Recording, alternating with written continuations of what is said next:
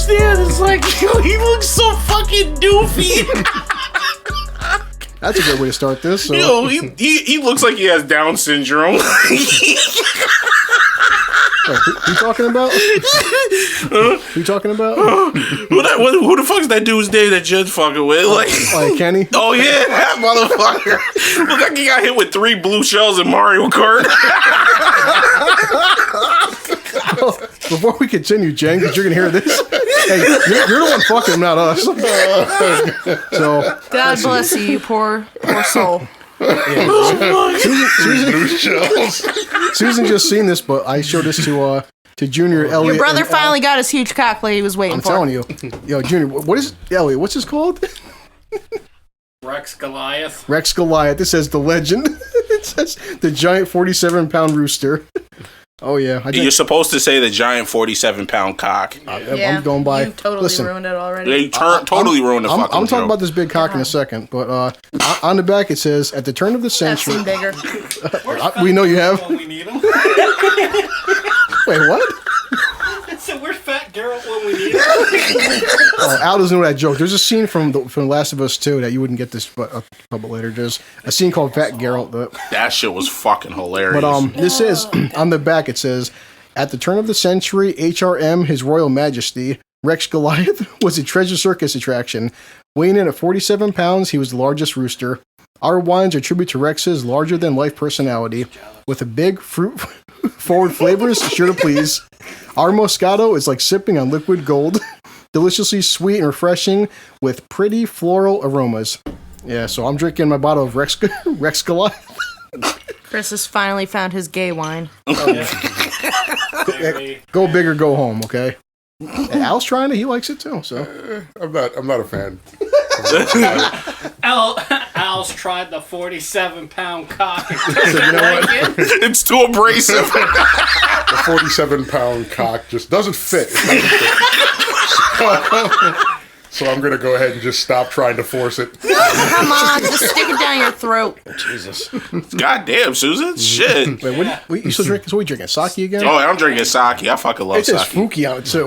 Yeah, it's Jumi Fuki Sake. Oh god. We still get that berry shit, Elliot? Yes. Bacardi Dragonberry. It's really good. I'm gonna try some. Shit, you drinking out the bottle just like I'm drinking out of this one? I do plan to try what type of There it is, Junior. He's got it. the Mr. Boston. Oh, this fucking bullshit. I'm gonna give it a try. It's green good. and it looks it's inviting. Good. It looks like the Wicked Witch of the West. Get the fuck out of here. That shit, Mr. Boston is literally the bottom of the it's the taint of the fucking barrel. Like, it's fucking I thought disgusting. LTD was. No, listen, LTD, you just drink that shit when you're just literally just... Giving up on life? No, not even that. It's when you have, certain bad things happen to you. Like, Chris, what bad things happened to you that made you drink that? What are you drinking?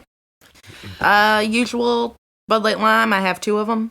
So, let's see how this goes. And a Black Cherry Fizz Seagrams. Oh, damn, she's taking it to the next level today. Black cherry. She's taking it to the next level. She's dumping something else in the fray. I'm the captain. You alright over there, Susan? I'm good. Look at me. I'm the captain. Susan going hard tonight. You alright, Susan? You I'm good? Alright, I'm just making sure you're alright, you know what I'm saying? It was like 5 I was told minutes I of was told about what I was told about what happened in the last Of episode. course you did. I was making sure you're alright, you know what I'm saying? That's all. I'm just making sure, your mind and your heart is still intact, you know what I'm saying? It It's is. not your fault. I know that's some fucked up shit that I heard, you know what I'm saying? Like, damn. I'd feel some type of way. You know what I'm saying? How do you We feel, made Junior? fun of you longer than you got So how do you it. feel? Well, how do I feel? Yeah, I mean, Oh, you want my personal assessment? well, Susan already got it from the 3 of us, so. Well, so now you want me? Wording! Okay. I got it from the 3 of you. I had Jen look at me one day and go, "So how's Longhorn?" I hope you still ain't talking to him. Of course She she is. Because let me tell you something. Oh god, here we go. Let's break Let- it down. let me here, tell you ladies and something. germs. Listen, He's the captain now. if he throwing out only a few strokes and he leaving, he don't give a fuck. He walked in and he was just like, I'm just gonna get this shit over with.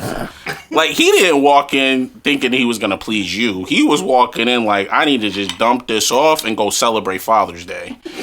This man did not give a fuck. Like, let me tell you something. A man is going to sit there. Like, me personally, I'm going to try my hardest to contain my self-control, even if it's good. I might not last, but damn, I'm going to put some effort into lasting. That motherfucker didn't put no effort into it. I left out the part where you downed like 2 bottles of Hennessy before you even got to me. I mean, what if it was just so good? Oh my God! And he gave you Henny dick, and he didn't last longer than 5 minutes. What? Oh, that's really some bullshit. I'm trying to help you here, Sue, but you are not making it. Get the fuck out of here! Penis that couldn't last. Henny dick, and you didn't last 5 minutes on Henny dick. Oh my God! He really was trying to get the fuck out of there. Baby mother was definitely pressuring him. Jesus, something was going on because there's no way in hell. Y'all need to quit it with the baby mother shit. Listen, ain't no way in hell that he go from the 5th floor of the hotel and he's going rounds. The exact floor. Like to all of a sudden now he got 13 strokes in and he's like, all right, I can't go again. Get the fuck out of here. We're gonna chalk it up to it was so good he couldn't compose himself. He got it over quick. Not on Henny. Completely drained himself out and couldn't get back up a second time. And then in my defense, I look really good. I mean, if you went in there trying to impress, and he's thinking like, God damn, I gotta do something. But there's still no damn excuse for only 5 minutes. Like, you at least go a couple. Even if you got a short round, it was at least 7. First off, it wasn't 5. Okay. So it was 7. It was 7. Okay, I was told 5. That's because Chris. I was told Chris, 5. anything longer than 2 minutes. Okay, she's not wrong. Damn. So his concept of time. So you telling me his concept of time is fucked up? Yep. I'm not an average guy. I hear 5 minutes. That's marathon sex for me. Like 5 minutes. What kind of man can last? Yeah, Chris goes about. What is wrong with you? 7 strokes in, Chris gets autism. So no, after 12, it's poetry reading. Before it even happens, it's poetry reading though. He gets that little ascot on to try to impress. If he lasts anything more than 20 strokes, he's gonna fucking marry her. I can say the story is because I've got so many like funny ass Mary stories. Because Mary had no problem in front of Junior and even Susan insulting the fuck out of me. But damn. I'll never forget that one fucking morning. It was Saturday morning. She went to work Friday night and we stayed up all night just talking, hanging out and shit. And her neighbor had to watch the girls.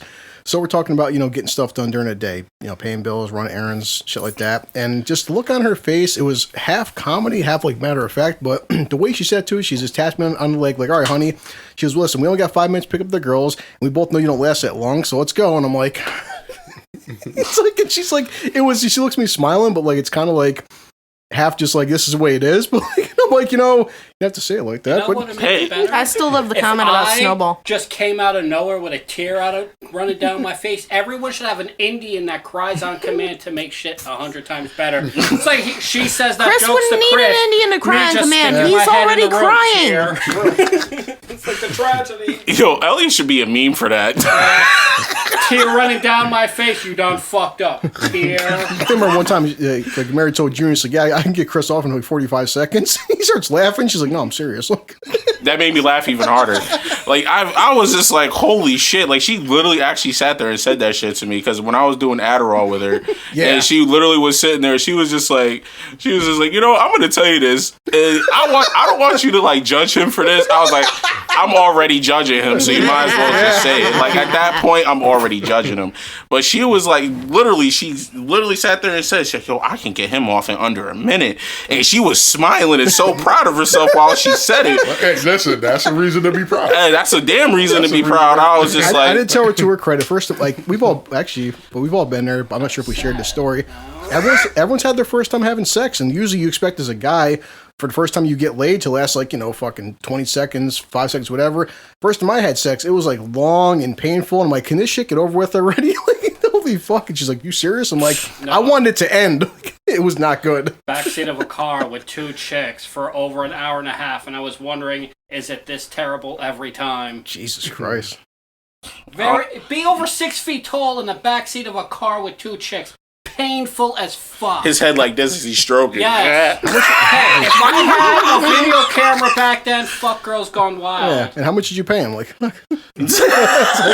Well, 3 pages of your poetry.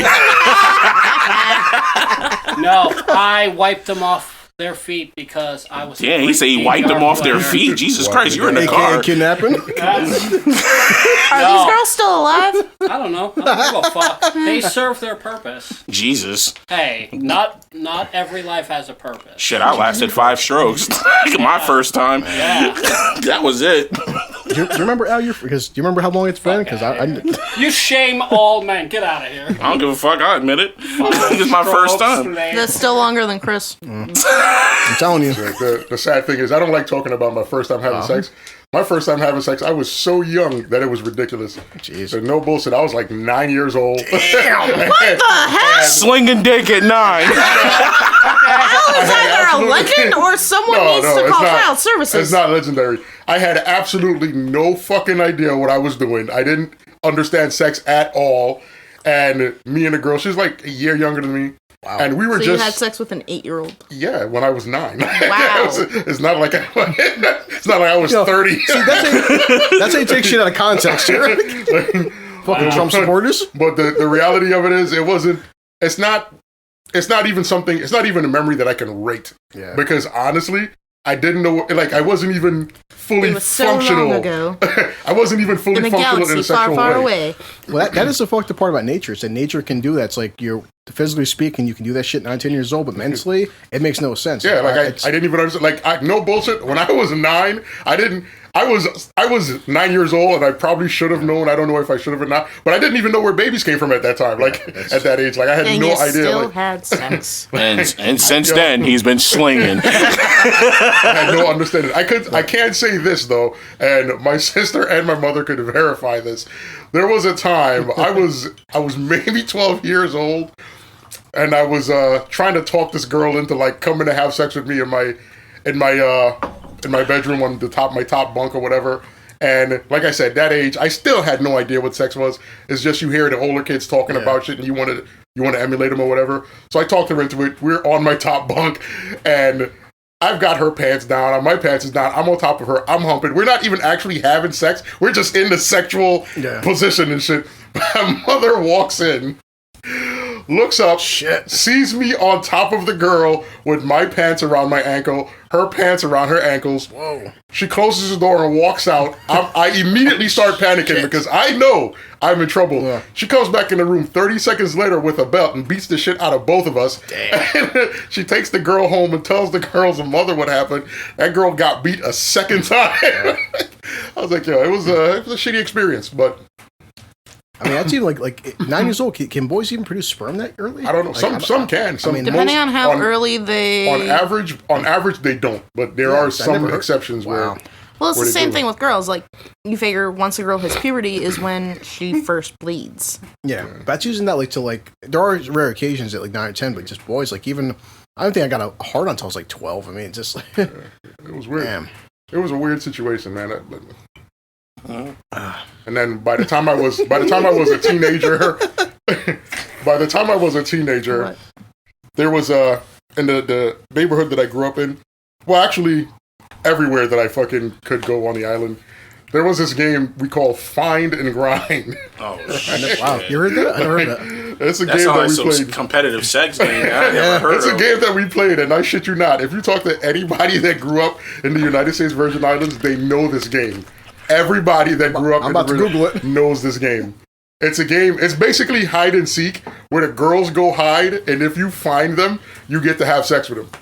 And we were kids playing this game, like children, with no concept of how dangerous this game was. I just found it too. Wow. It was a dangerous game, because think about it. We were like 15, 16 years old. At that point, we're producing sperms, and the girls are producing eggs, and we could have got girls pregnant, but we were just stupid. Like, goddamn Google. Find and Grind. It's a game of hide and seek where guys find the girls and they get to dry hump them. We took it a step further than dry humping. But my God, wow, it was stupid. As I said, slinging dick. So Yeah, Elliot's pointing at Susan. Do you have some kind of legendary, like your first sexual escapade tale?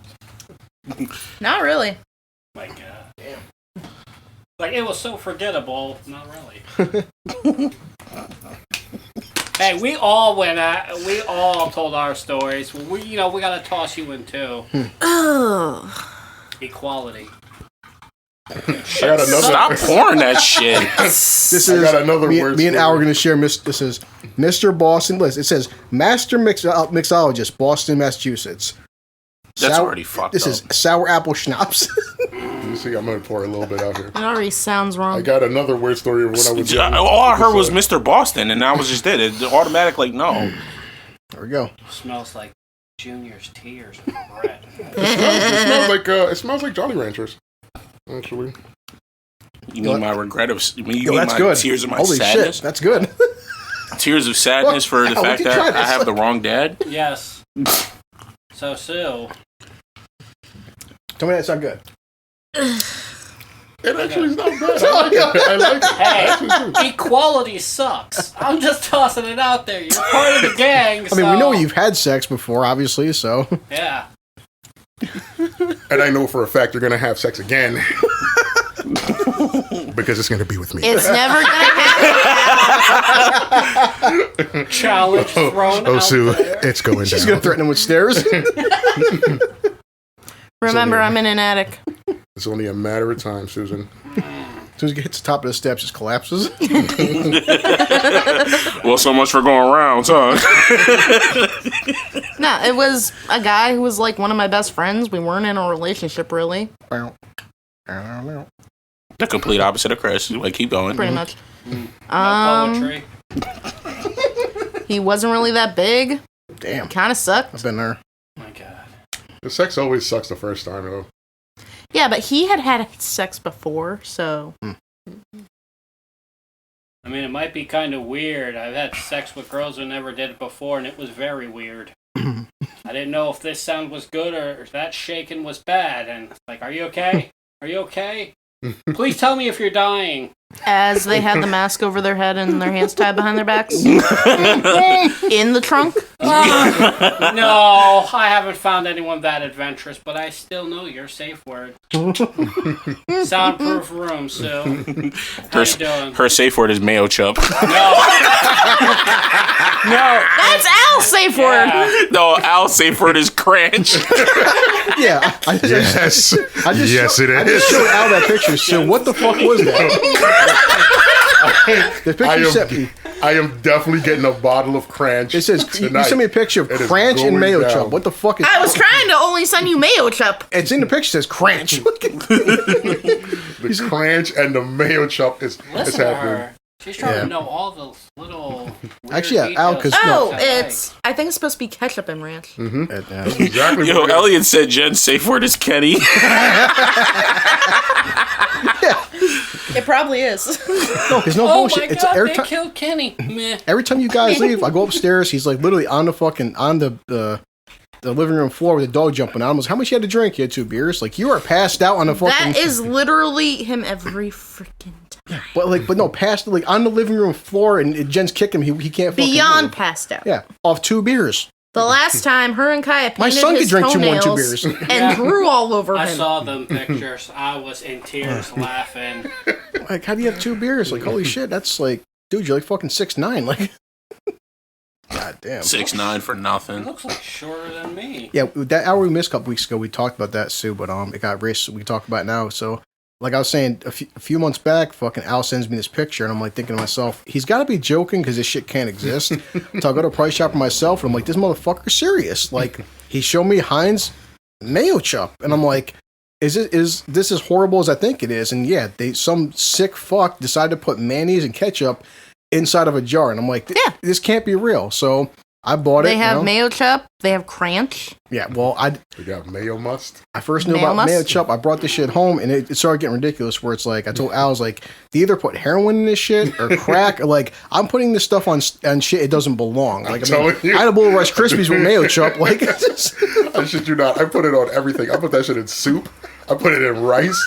I told you it was his kryptonite. What the soup threw me off. Soup threw me off with mayo chip. I had a bowl If it's tomato of chicken soup. Oh, it's chicken soup. It was Never chicken mind. soup, and I was like, I wonder. A little extra calories won't hurt. It ate really good. I slurped it. I was like, this is gonna work. It's like, yeah. Like, then 2 weeks back, I'm like, you know what? Then I finally finished the entire jar of mayo chip in like 4 days, and I'm like, okay, cool. Mom's outside grilling. Al sends me a fucking picture. I got some more shit. What'd you get? It's a fucking mayo turd, like mayo mustard. Like, I tried it. Mayo must. Mayo mustard. It's not. I like the mayo chip better, but yeah, that mayo mustard. Again, same thing. I'm like, Al, stop sending me fucking pictures of this shit, man. Like, is that your price? There's also some kind of like barbecue one Oh too. Christ! Was it barbecue sauce mixed with mayo or something? Yeah, Okay. He'll find it. I'm Don't going to worry. Walmart tonight. I promise that's happening. mustard and ranch. Yeah. So I read this to Junior last night, which I'll just read now because we're talking about stuff when I talked. Is this your love letter to him? No, but I mean, I already had a sake, but Gay. just a little bit. The fuck is going on? Someone's When I offended. was mentioning last night, we were talking about Rex Goliath, and you said Crystal Palace, and I'm like, you know what? Then like, I want to Fucking worse. I need to look up some fucking reviews. Wait, you told me about Crystal Palace. It's the stuff that you give to like teenagers when you want them to get drunk and hook up, right? No. No. Crystal Palace. Crystal Palace is the shit you drink when you don't care about your life. Crystal Palace is the shit that you drink when a customer screams in your face for about 20 minutes with stank breath. Like, that's the shit. Is it the stuff you drink when your dad looks at you and goes, "Derp"? No. This is what I drink when he looks at me and says that. That's the sake. Well, because I thought maybe Junior's bias, I looked up Crystal Palace reviews, and I found this on vodkafiles.com. And off the bat, Crystal Palace, 5-star review. They were paid for this. They were paid. Wonderful vodka for the price. Handle for $12 is a great deal for this vodka that is as good as any I ever drank. I highly recommend it. Then, of course, the next review is 1. It says, this is the worst of the worst. Smirnoff and company are equal. Avoid at all costs. Take out a loan and buy some good stuff. I wasn't going to even talk about this one, but I had to amend the previous chapter in ERR. A 5 for vomit factor. Did Junior leave that review? Here's a new one by Luis Alvarez. The worst ever. This is the first vodka to ever make me puke, and I woke up with my eyes hurting. I won't ever drink this again, even if it's less alcohol on earth. God damn. Oh, it gets worse. It's like 1-star review from Brandy. It tastes rough, even rougher. Waking up the next day feeling like I have been in a gang fight. only after 2 grapefruit vodkas. Don't go to the Crystal Palace. This guy said, Mo, we use this stuff to polish the steel in the bar. It's also a great solvent. Jesus Christ. All right. Crystal Palace is officially off the list. Here's Brittany. Crystal still buy Crystal Palace just for the fuck of it. I would rather get kicked in the face repeatedly by an angry bull than drink this. I literally paid $12 to puke on myself. Crystal Palace and die. See you in heaven, bitches. It says 1-star review. Please love yourself and never drink this paint thinner. I was in physical pain when I woke up. I have never thrown up from alcohol before, so please avoid. God damn. Oh fuck. Let's see. One guy said, "Here, go 5-star review. This shit's delicious. I molest teen girls." Wait, what? Elliot, quit leaving reviews. This is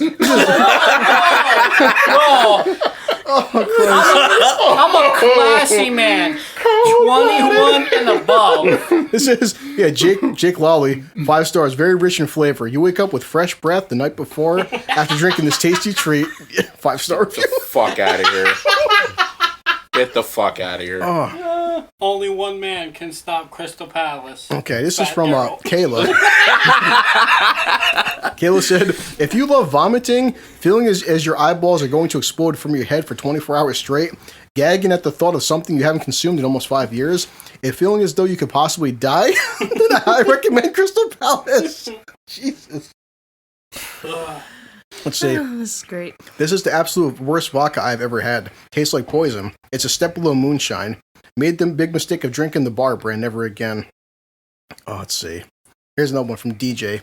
If LSD, cocaine, and vodka had a baby, Crystal Palace would be it. How many stars? 1. Okay. Crystal Palace did my friends and I so dirty that we may never be able to taste again. Jesus Christ. Motherfucker. This is from Michael, 1 star. Crystal Palace is the kind of booze that if you find yourself drinking it, you found rock bottom. It tastes and smells like you were trying to swipe fuel from your neighbor's car. Don't do it.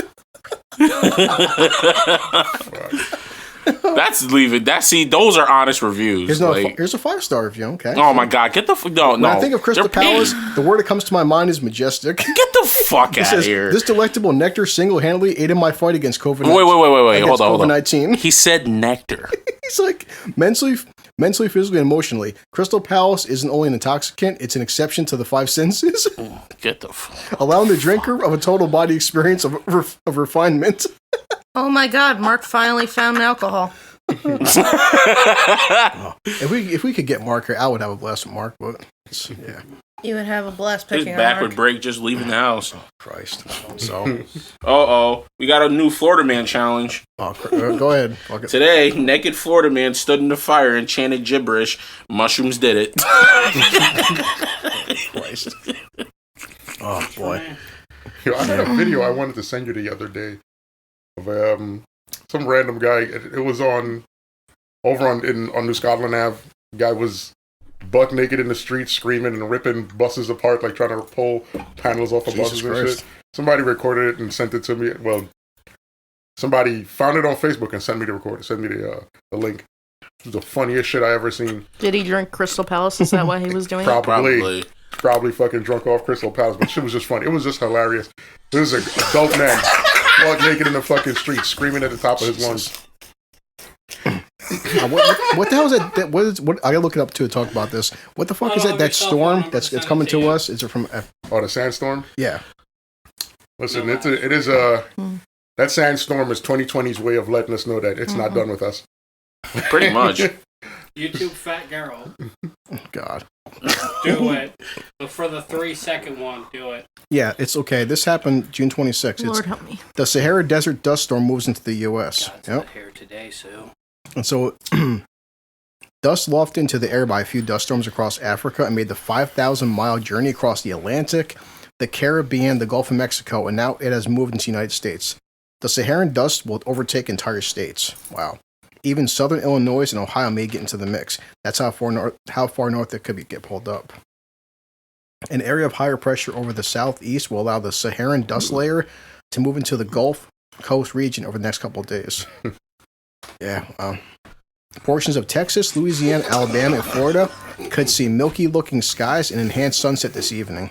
The main impacts of the Saharan dust will be hazy skies during the day, locally reduced visibility, and degraded air quality. Jesus. By Friday into Saturday, the dense plume will move all across the southern U.S. So, yeah, apparently there's fucking dust storms that made it from across the ocean to America, like, because why not? Fucking Elliot. Oh my God. It's the best 3 seconds of my life for the past 48 hours. Yeah. There's this fucking meme from The Last of Us, you guys. Is that it? It's just the way it connected. Seriously, look up Fat Girl. I swear to God. Yeah. It's funny as fuck. So, we didn't talk about this, but I'll ask Al, because it's like, I know it's not a big thing. It's funny, but not funny, and I'm not sure, just like, it's the culture, whatever, but like, so, Al, what is your take on the whole fucking, because I wrote it down 2 weeks ago, but the whole fucking Aunt Jemima thing. Dude, I have heard nothing about it. I saw really? I saw one article on Yahoo. I must have read about them changing it. Yeah, but they're changing the logo or something. But I haven't. Yeah. What's actually happening? They're changing. They're okay. Aunt Jemima as a black woman into something else. I'm gonna Google it, but if Susan or Elliot or Junior will elaborate why Google it. Stupidity at its finest. That's all I can really say about it. Stupidity at its finest. Basically, from what I gathered, is that Aunt Jemima, which is 145 years old, they felt that it's too racist. That's why they want to change Aunt Jemima for. And I did see an article on Facebook where her great-grandson, he can't speak for her, obviously, but he even said that he's kind of pissed off by this, and this is kind of like disrespecting his family legacy. And, but, so, Aunt Jemima pancake mix debuted in 1889. It was the first ready mix. By 1915, it had become one of those memorable brands in U.S. history. And what they're upset is that the Aunt Jemima character is based on the enslaved, quote-unquote, mammy archetype. And since following the killing of George Floyd in protest, Quaker Oats announced that the Aunt Jemima brand would be rebranded to make progress towards racial equality. A lot of people were angry because the woman who played Aunt Jemima, she was born a slave and she was freed eventually, and she became like a multimillionaire back in the 30s from the Aunt Jemima brand. So, it's a lot of this shit. Them pancakes and syrup touch my soul. Facts. So, Aunt Jemima for a character. But, yeah, so there's so much fucking about it, but I'm trying to find out the actress's name. Logan Brandon. It's not an actress, real woman. Nancy Green was the first spokesperson hired by R.T. Davis Mix Company for the Aunt Jemima pancake mix. Yep. Green was born a slave in Montgomery County, Kentucky. Dressed as Aunt Jemima, Green appeared in the 1893 World's Columbia Exposition in Chicago, Illinois. Besides the world's largest flour barrel, where she operated a pancake cooking display, sang songs, and told romanticized stories about the Old South. She appeared in fairs, festivals, flea markets, food shows, and local grocery stores. Her arrival heralded by large billboards featuring the caption, "I see in town, honey." Mm-hmm. Eyes in town, honey, I guess. Yeah. Green refused to cross the ocean for... this is a lot of... Yeah. Well, basically, I guess she eventually died in the 30s, and I read different ways how she died. So Green died in 1923 and was buried in an unmarked pauper's grave. Yeah. Following Green's work as Aunt Jemima, very few were well known. The company hired dozens of actors to portray the role, often assigned regionally as the first organized sale promotion campaign. Liliana Richard was hired to portray Aunt Jemima in 1925 and remained in the role for 23 years. Richard was born in 1891 and grew up in a tiny community of Folk, 7 miles west of Hawkins in Wood County, Texas.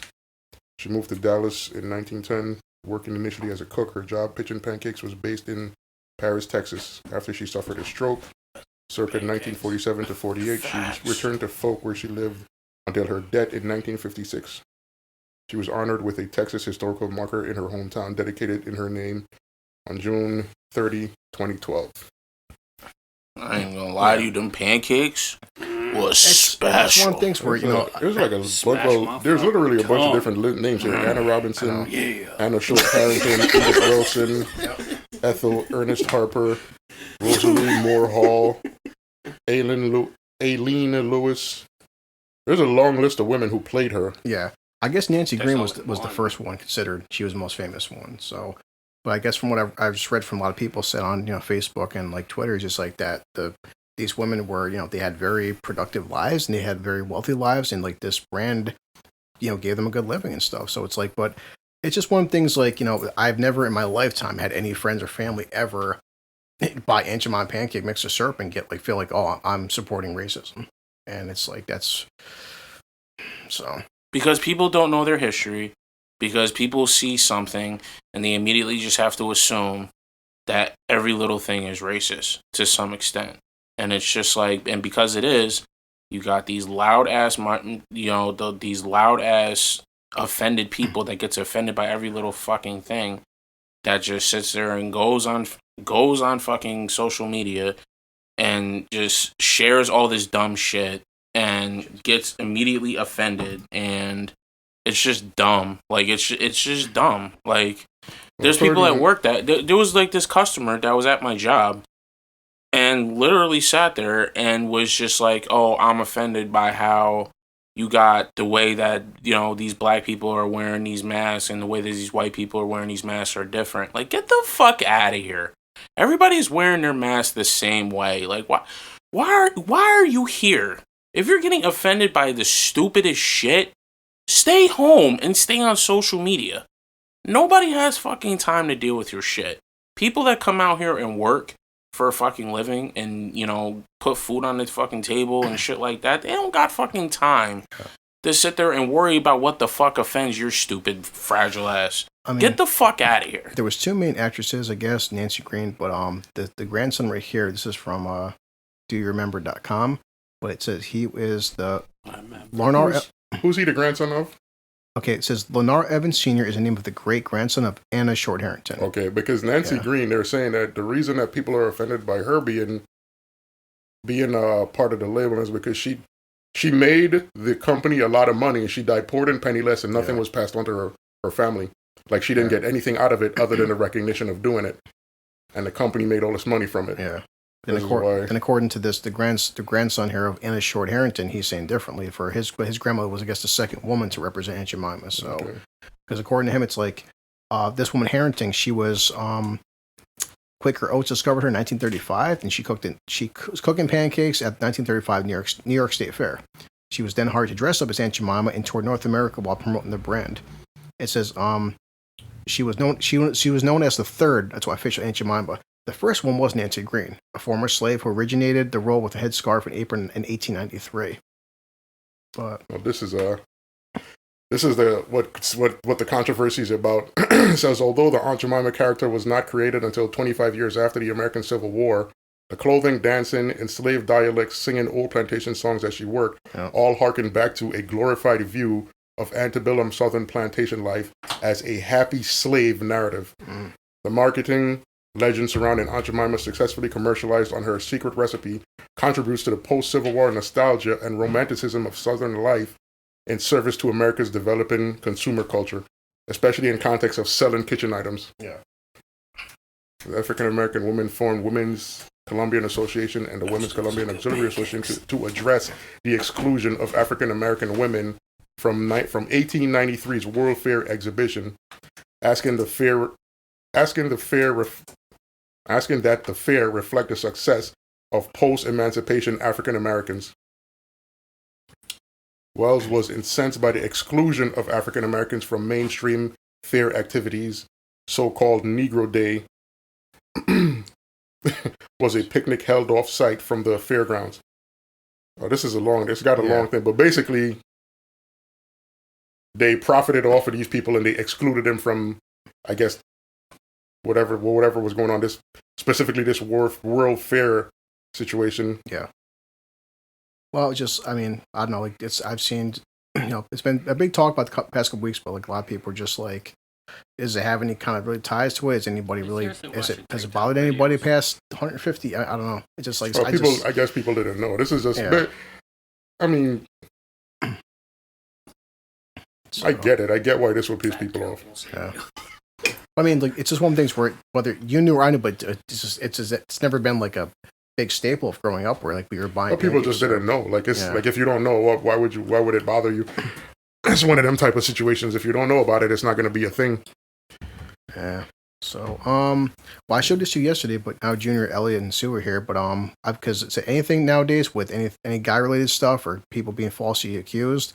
But I sent this to Al. We talked about this last week with the whole comedian Chris D'Elia. But I told Junior and Elliot about this, where it's like more this news, shit pissed me off. More news is coming out where now, according to sources, Chris and his lawyer team have released the emails to these attorneys and shit, saying that Chris he was asking these girls if they were underage or not, and once he found they were underage or if they were, he stopped talking to them. And we can see. We'll see what time's just gonna have to wait. So I don't know what's happening with this whole Chris situation, but like these emails sent from his phone asking the girls how old they were. I'm under 18. Goodbye. I'm not talking to you. Some girls are like, hey, Chris, I talked to you 5 years ago when I was 16. Now I'm 21. Do you want to hang out? I mean, it's just... one was like, you want to fuck? I was like, damn. But he apparently raped you, but now you're like, oh, I'm 21. Want to fuck? Yeah. That should be a fucking federal hate crime. No, I think one of them was underage and got into his show somehow. And you're supposed to be 18. I guess she was saying she was 16 and somehow got into his show. And he's like, you have to be over a certain age. How did you get in my show? Yeah. And then, Oh, but it's awfully funny that they forget to put down those texts to, make the whole story known that they're full of shit. Well, here's the thing. It's the same way on social media where when the accuser is going to sit there and clip certain messages to make the other person seem shitty, especially if they're lying about it, and social media does the same shit. They clip 30 seconds out of video as opposed to the whole 5 minute spiel, and you take things out of context that way very easily. So you don't get the whole point across. You don't get the full story of anything that's going on because of the fact that you're only clipping a part of it that looks bad and not showing the whole thing that led to it. Because they're only going to clip the part that helps their story. Exactly. If I'm calling you a rapist and I want to prove you're a rapist, I'm going to clip the part of the conversation that backs up whatever story I tell. Exactly. I don't know. Joe Biden sure likes sniffing underage girls, and there's a lot of videos to prove that. I mean, but that. But come on, though. Like we already know that. But I'm saying, like, yeah, but we already know that. But I'm saying, you know, there's way too much evidence of that. But I'm saying in general, with all this lying shit that's going on, like men's lives has literally been ruined because of this shit. Oh, I know. This isn't something that, you know. There was a guy that did 27 years in prison for a rape he didn't even commit. Like, what? 27 years. There's people around this country that don't even get 5 to 8 for shit like that. No, Judge Judy, where she was yelling at those 3 girls trying to say that dude did something to him, and one of them's like, look up for me. It's because he's Courtney a loser. Stodden. Oh my god, that one was fucking brilliant. Yeah, it's there's a story I want you guys to look up. I don't even know how you would begin to find it. I think it happened like maybe 5-6 years ago, maybe longer. There's this girl who went out with her friends. There's this guy that she was kind of talking to, met or whatever. She went off with the guy on her own. They ended up getting into some kind of altercation. STO. She called the cops and told the cops that the guy raped her. They arrested him. Yeah. He was in jail. I guess some time went by. She started feeling bad because the guy didn't actually rape her. She was just pissed off about the fight they had. So she ended up going to the police station and trying to get him out of jail, trying to confess that she had lied and she was just whatever. She was trying to like punish him or whatever. So what they did is they charged her with a crime for lying to the police and falsifying information, whatever. And she ended up getting jail time as well. But they still didn't let that guy out of jail. He still stayed in jail. That was like one of them weird things where you're like, well, what the hell is going on? If he's in jail for rape and she's confessing that she lied and you're going to arrest her and give her time for coming clean, then why is he still behind bars if you know at this point he's innocent? It's part of that reform, man. It's part of that reform that needs to happen. Dozen fat girls hits. All right, see this is right here. Somebody showed us. I'm gonna talk about this now on a Joe Rogan group. Now I'll show you guys a picture. I showed them right there. This right here is an actor. This girl's 16. Oh yeah. Fuck that guy. So right here, Al. She's 16. That guy. That makes me so angry. Listen, there's nothing you could tell me now to convince me she's 16. Yeah, no, she is. There's nothing you can say, Chris. Chris, listen to me. Listen to what I'm saying. There's nothing you're going to tell me. Yeah. Do you know how much plastic surgery she got on herself? Look at her. Her mother that's a 30-year-old woman. What are you talking about? Well, this is, so I looked up right now. This was a controversy. That's what this guy was saying when he talked about Chris D'Elia. He goes, like he said, all I've seen so far, girls saying they were 16 when Chris hit on them. Well, this is what 16 years old looks like now. And we're holding Chris to a standard where he might get, as well, need psychic abilities. If you think someone is a child when you look at someone like her, you're the creep. Now this guy married her. This is Doug Hutchinson. This was a big deal, I guess. I'm reading articles. He was on Lost and X-Files. He's now 60 years old. He was 50 years. Yeah, Green Mile. He was 50 years old when he married her, and now she's 25. He married her when he was 50, and she's 16. I just found this out. They were also on Celebrity Therapy and stuff and got kicked off. This is on May 20th, 2011. Stodden, which is her, married Hutchinson in Las Vegas, Nevada. Stodden was his third wife. Their relationship drew controversy and criticism as Stodden was 16 years old when she married 50-year-old Hutchinson, who's been labeled a pedophile and predator. Now she's 20. That was back 2011, so now she's 25. But that right there is her being 16 and he's 50. Yeah. No, she wasn't trying to bang him, but she kept like. He was 34. Didn't her parents sign off on that? Because technically, as a minor, she can't legally marry him. This says he's 60 years old. The mother gave permission. Says, the mother sold on May 20th, 2011, Hutchinson married his third wife, Courtney Stodden, in Las Vegas. They met when Stodden attended an acting class taught by Hutchinson. Yeah, but it says Hutchinson was 50 at the time. Their relationship drew controversy and criticism as Stodden was 16 years old when the couple married. Hutchinson, who is 34 years her senior. Okay, yeah. She married her grandfather. Because right now, though, he just turned 60 and she turned 25. That's what I'm saying. So her parents basically signed off on it then. Yeah. So, which is exactly the case. Which nobody can happen. helped her. There are weddings that go on with 16 and 17-year-olds as long as the parents sign off legally. But I'm just saying, but like, so I mean, like, no, like you said, I've seen this girl. I'm like, there's no way in how this woman is 6. Listen, I'm sitting here telling you right now that even with you guys reading this information, she wasn't 16 years. That is a 30-year-old woman lying about her age. I don't care what anybody says. That chick does not look 16 at all. Oh wow! So now it's March 3rd, 2020. Today I'm officially. He played Percy. Yeah, he said he's been in a few movies, but that sucks. apparently they got a divorce. So, I mean, granted, Percy was a jackass, but still. That was all for money. That was just all money. Okay, well, this is her Instagram. This is March 3rd, 2020. Today I'm officially divorced from actor Doug. It's an emotional day for me. God only knows he's been feeling, but I can tell you it's for the better. I look back at this picture and feel absolutely taken advantage of. I've been scared to even speak out about feeling groomed or being verbally abused during the almost 10-year marriage because I was a child and he was 50 when we married. But I'm a woman now. It's time for me to put my big girl pants on and speak this matter. Oh my fucking I've God. completely trapped. I felt completely trapped, manipulated at times, abandoned by adults, and became a lonely, dark place. Stay tuned for my new book. And to Doug, I'll always love you, yet I'll always be angry. You've left me a child woman feeling belittled and confused. These things I shall overcome. I wish you well, but please don't ever do this to another minor again. It's not right. Go fuck Stay tuned for my book and my Lifetime fucking movie. The moment you hear, stay tuned for my book, bullshit is the word. Yeah. Now, it's the whole point. So the point of the situation this guy was making on Facebook was that none of us here will ever fucking support fucking an underage girl.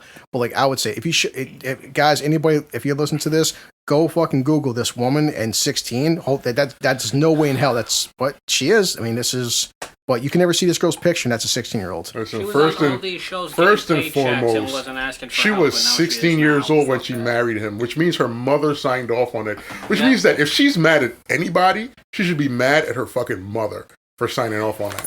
Facts. Like, there is no way she's going to tell me, I was manipulated and I was groomed and all this other bullshit. So you're not going to blame your mother. Your mother signed off on that marriage. You chose to marry him. You talked her into signing off. She did. You set yourself up for... all you saw was a wealthy guy that was in movies. A wealthy and you wanted to be a part of that life. The concept of graduating high school and going to college and getting a job and being productive to society didn't even enter it into your fucking thought process. All you thought of doing was marrying a wealthy guy. You thought that you at 16 had hit the fucking the pay dirt ticket out of the hard life. And now we're supposed to believe that this guy took advantage of you. I feel like you took advantage of him. Right.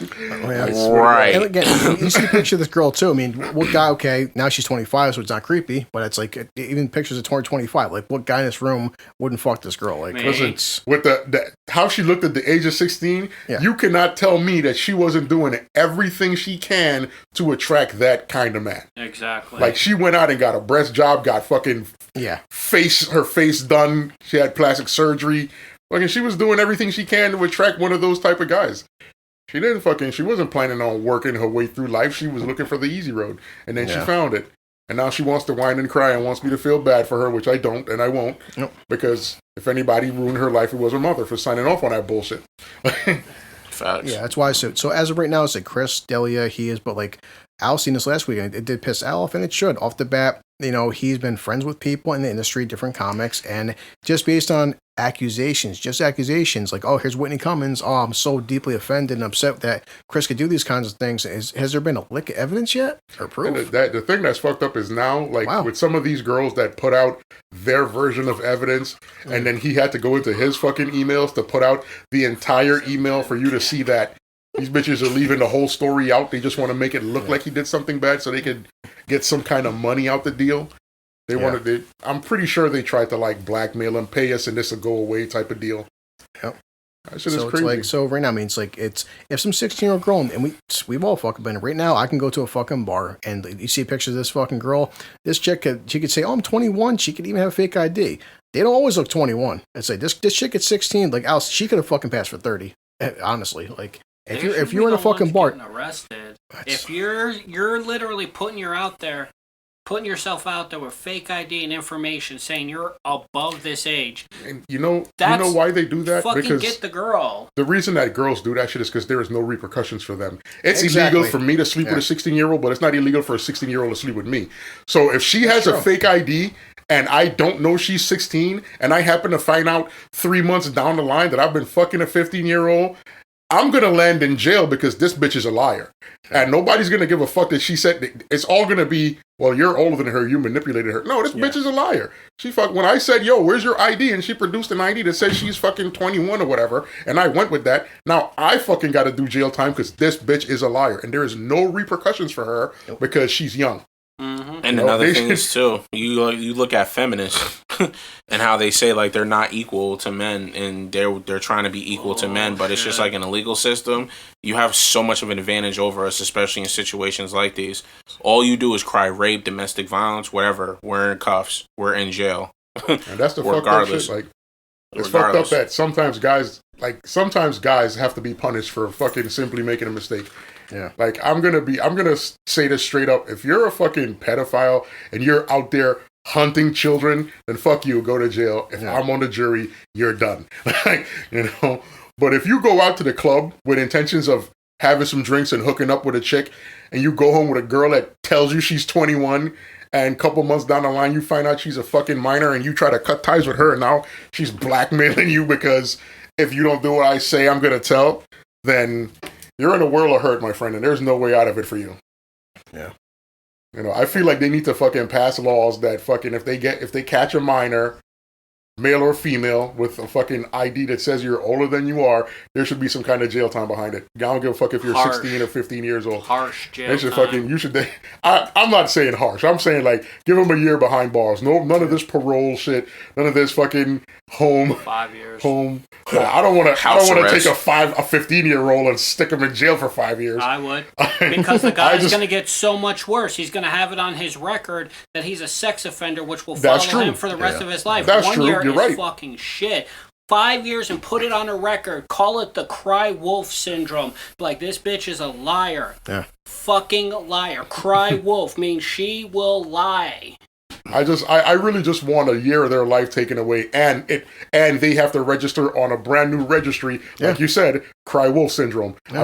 I want there to be a registry for boys and girls that get fake IDs and go to the clubs, and if they get caught, they now have to register on a fucking nationwide registry that we could fucking punch your name and they'd be like, oh yeah, you're this motherfucker that was running around telling people you were older than you were.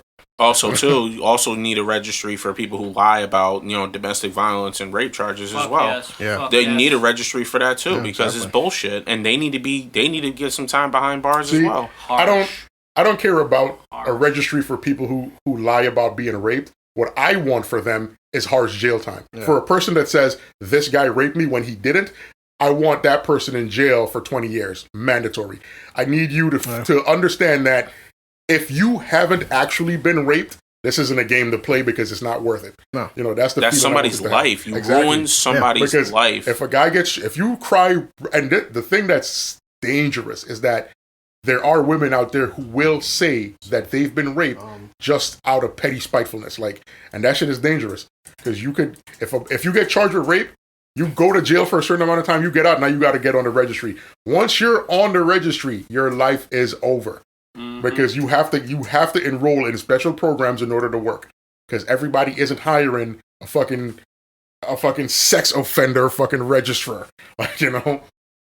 Crazy. I'm definitely not hiring anybody that's on the sex registry. So I mean, we've seen this last week, like Danny Masterson, whether he's guilty or not guilty. But the point is, if he is guilty, he faces 45 years to life for rape, which is obviously very fucking serious. So obviously, the other end of the spectrum, it's like if you're going to accuse somebody and drag them through their fucking name through the mud and accuse them, and if you're lying, you better get some. I want to see you get a fucking decade of your goddamn life taken away. That's real talk.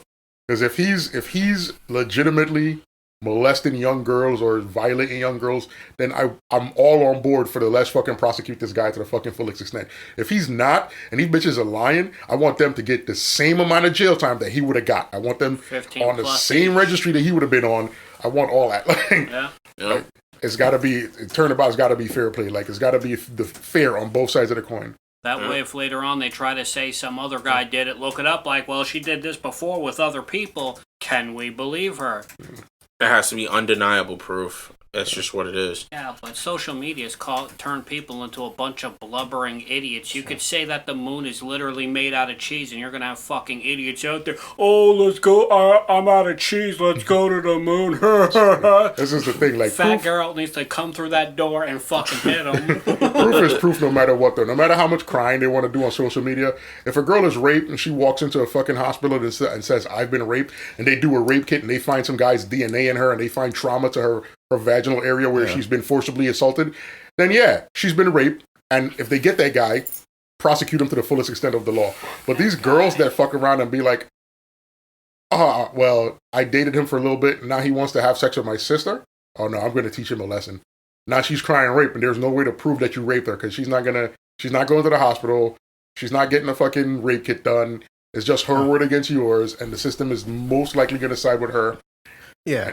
What's and killing me? Crazy. The past 5 minutes, Al's been talking. I've been typing in, honestly, like, I hope they ever check my Google search, but for this podcast, I've been typing in, like, is there a criminal charge for false rape accusation, false rape and accusations or any punishment? And, like, I keep finding all these articles saying, like, if you are accused of false rape, what to do, what lawyers to get, how to prepare for this. I can't find a single fuck article saying, no, what kind of charges do you get fucking for falsely accusing somebody?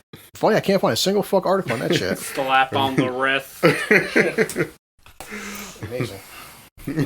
They pull it to say, don't do that. Bad. That hurts other people. No fucking sucks. shit. Yeah. So like I'm saying, man, it's the scary thing is it can happen to anybody. Yep. It can happen to anybody. Like, it can happen to any of us in here right now. That's why whenever I read about the shit too, so whether it's Update with Johnny Depp or Chris D'Elia or any fucking dude that gets accused, I want to just say, I'm gonna keep staying on top of this shit because it's not just the guys sitting in this room and Susan or people listening to this shit or any actors in Hollywood. We hear about it more because they're in the public eye. But yeah, it's like there is probably people as we're talking right now that are fucking legit in state prison over some accusation that they didn't do by a female, and that's fucked up. And social media for you. So I avoid people, honestly. Yeah, really. So it's crazy. See, and the thing that sucks is, say something does happen to a woman. Yeah. How many women out there are actually afraid to come forward now? More so. Like I said, because of all the lies that's been going on. And I said that because before. so many women cry wolf, and they literally get so many guys in trouble who don't need to get in trouble, that women who shit actually happens to, they're afraid. They're like, if I come forward and, say I misspeak on one thing, say I'm wrong about, like, the time in which it happens. Yeah. If there's one little inconsistency, even if it did happen, they're going to call her a liar and they're going to ruin her life because some other asshole did something stupid. Fucking lying. That's why I said this is the fucking problem with everything now. The past, I'm going to say, 4 or 5 years, who knows, at least 5 years now. It's like our culture, and not just everything we do now is a culture, whether it's like BLM, whether it's rape allegation, whether it's police issues, everything, it's either a massive for it or a massive against it. There's no fucking middle ground. Now with the whole fucking Me Too, the Me Too got so goddamn out of hand that so many fucking guys are innocent victims. So now it's like a fucking constant seesaw. Either it's like guys are getting away with rape and nothing's happening, or now too many fucking guys are getting falsely accused of rape and getting charged for it, and they didn't fucking do anything. It's like, or abuse, it's or like, where's the fucking balance? That's holy shit. And this is, there are guys out there that are probably getting in trouble for just looking at a woman. Well, getting fired. Yeah. Good jobs. Good jobs.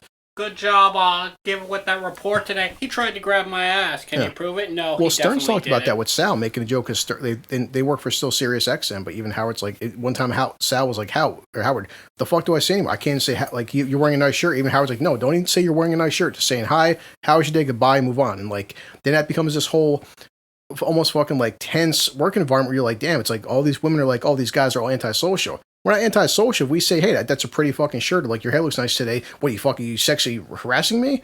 I said your hair looked nice today. Holy fuck. Actually, yes. I'm currently keeping an eye on the case where a woman is saying she was sexually assaulted because a man, like, bounced her hair, and that was sexual assault. And people actually believe this. That's sexual assault. Because did he grab her hoo-ha? No, he bounced her hair. The hair that he bounced, was it on her crotch? No, her hair. Like, he went up to her hair and bounced it because apparently she had a new hairstyle and it was sexual assault. That's because not she sexual said assault. he was aggressive and pulled her hair. And I'm thinking, fuck, there are women around the world who would love for their man to do that. Someone's gonna get pissed here and there like, that fucking guy is for all this. No. I don't believe this shit. Don't fucking... Okay, and there are women that like to be choked while they're having sex. Are they saying that they're being sexually assaulted? Well, if you're choking her, she can't say much. I remember Patrice O'Neill, the late great Patrice O'Neill, he did a stand-up where he told the funniest joke about men and women working together in the workplace. Yeah. It's like, it's a situation that's designed not to work. It's like having men and women work together is like taking a grizzly bear and then making him work with salmon covered in honey. Like, you know, salmon and honey are grizzly bears' favorite two foods. Like, right? You get a salmon, you slather it in honey, you send it to work with the grizzly bear, and tell the grizzly bear not to touch this honey glazed salmon. Right? It's like, it's just not designed to work. It's like the grizzly bear can't do anything but stare at the salmon and want the salmon and occasionally touch the salmon, and the salmon runs to HR like, oh my god, the grizzly bear is doing grizzly bear things. Like, it's Why do you think I'm ridiculous. screwing one of my employees? Shit, fucking do it. Wait. You take that back like 10 seconds. What'd you say? Longhorn is one of my employees. She's taking advantage of that power. Yeah. Listen, somebody's gonna turn you in after hearing So, the podcast. so what you're trying None to of my say coworkers is follow the he needs podcast. this job so bad, these things are happening? I heard a rumor. So I got a question. Of course you do. No. It's just this is actually a legitimate question. Do you tell him what to do Do you tell him what to do outside of work? No. Okay. I don't know. That took a long time. She had this look on her face that meant yes. Well, because you got pretty enthusiastic about getting choked during sex. So I was just asking a question, like, do you tell him what to do? No. Yeah, that's Like another some thing women that, like to get choked. How do you know? Because I'm one of them. Tell me more. That's another thing that bothers me. Like, you know how like there are a lot of women out there that talk about how there is a rape culture that men are responsible for. Like, and I've had this argument with my sister several times before, where I said, listen, you can't blame men for a rape culture. The reality of it is, every woman in this modern era is telling men that when they're in the bedroom, they like men to be aggressive. They want you to hold them down, to fuck them hard, to choke them out, to all this other shit. And that's what men do. And men assume all women like it. But then women are like, oh no, this is rape culture and we don't like it and blah, blah, blah. But then you get into the room with him, and if you don't give it to him that way, you don't get a call back. Right? So it's like... It isn't until the relationship goes south that they start to go to the cops and say, he raped me over and over again. I couldn't get free. The minute that everything is going south is when it becomes, oh, you're a rapist and you raped me. That's when it becomes that now it's a rape culture. Mm-hmm. And you can't tell guys that, like, every guy, whether it's like guys in college, high school, in the workforce or whatever, every girl that they've interacted with sexually is telling them, this is what I like. I want an assertive, aggressive dude. This is how I want guys to behave. And then guys start behaving that way. And then when you behave that way, women start saying, you can't do that because that's a rape culture and we don't like it. It doesn't make sense. I have a female friend. Chris knows this girl. Tell us more. So this chick is pretty much like, if I'm having sex with a guy, like, I like to dominate him and then Who's this? Slow down, Chris. Calm down. No, calm down. Can we give her a nickname to help me visualize? Marge. No, It's Marge is Marge. like an Really? old woman name. That makes sense. She's an asshole. I mean, this girl, like, one of her boyfriends, like, he was too nice. And so she, like, she, like, made him hold his hands down, and she, like, was doing whatever. And the moment he tried to touch her, she, like, freaking, like, pushed his hand away and said, you're not allowed to touch me. And she kept doing it, and then finally he got fed up, and he flipped her over and started pounding into her. Donkey punched her. Now, this girl, Marge, constantly is like, I have to be, like, the more assertive one in my relationships. I have to do da-da-da-da. But then if a guy looks at her and says, wow, she looks nice, she's crying freaking like sexual harassment. Yeah. She's one super diehard Wow. feminist. So avoid this person at all Oh, yeah, costs. definitely. Yeah. Yeah, see, me and her wouldn't mix. Oh, she's had her how Who's was the her? more assertive? Get the fuck She's had her out of my current way. boyfriend for like 2 years now, 3 years. I'm surprised it lasted Yeah, that long. something like that. Yeah. I mean, he's probably a little bitch, so I've seen it's probably- pictures. So He he's seems soy? like it. I think he's a vegan too, so you know. Oh. something like I'm that. like Al wants to murder him. So. I think He wants to anytime slather I him hear- in mayo, anytime chop I it, hear- toss him outside. Someone's butt like, naked. I went to Thanksgiving and we had a vegan turkey. I want you to walk out in the middle of the street, preferably a highway, you know, with the blindfold on, and just have at it. When you have a fucking vegan Thanksgiving, Listen, if you ever randomly meet me in the street and start talking shit about vegan turkeys, I'm beating the shit out of you. And I hope at that point the cops are defunded so nobody's coming to save your ass while I kick the mud out of your stupid vegan fucking turkey. There's no such thing. Vegan turkey. Kiss my ass with It's called the vegan tofu. bullshit. Fuck tofu. No, thank you. Whoever invented tofu needs to be murdered. I don't even think tofu is a naturally occurring plant. That person's already died from malnourished. Some fucking genetically modified bullshit that some scientists somewhere Well, we need created. butchers. You know, Susan over there, you know, multitasking. She over there drinking a beer, looking at us talking, and she's also on her phone texting Longhorn, like, while she's looking up, straight up at all of us, texting on her phone, swiping across her phone, like, you better be ready to make up for you better be ready to make up for them 5 minutes you fucked up with. See, I'm an asshole. Choke me until I look like Smurfette. Wow. God damn, look at her face turn red. That's the alcohol first off. Second, I did get back at him in like a very evil way. damn. I'm not like putting it out there what I did, but it was pretty evil. Oh. Well, you put it out there now. You gotta tell everybody. I'm not shit. saying shit. Go. You assholes already know enough about my sex life. I'm not doing telling you anything else. Well, I tell you about mine, but it's non-existent, so. Yeah, exactly. You told me shit when you were with Mary. Yeah, that was I ridiculous. continually That was actually said, ridiculous. Like, Quit I was literally talking at to work. me about this shit. Exactly. I was at work. Right? And he would text me, like, yo, I fucked her in the ass. Why are you walks into texting me this? Goodwill. Telling you. Everyone at Goodwill already it. knows. Like, That's you the- remember the little Found guy it. when... That's the forbidden. Yo, he's funny as hell. Okay. He's I funny talked as to him hell. the other day. He says hi. But... Of course he does. Look, he's a perverted old man. He loves Okay, hearing so about it. Like, whenever... Because we'd play B95.5. Anyone who doesn't know that, that's like... that's Delilah. Delilah, yes. Wynn Yeah. believes Delilah is the sexiest woman in the world, and he wants to fuck her in the ass. So this motherfucker walks into Goodwill. Everyone knows Wynn says constantly, whenever it's on, Delilah, I want to fuck you in the ass. Oh my God, man of conviction. Chris walks in, looks at Wynn, and says, Mary's like Delilah now. Oh yeah. He knew. Everyone He gave knew. me the nod too. Like Everyone knew what that meant. Delilah. Everyone. See, because here's the thing with Chris, right?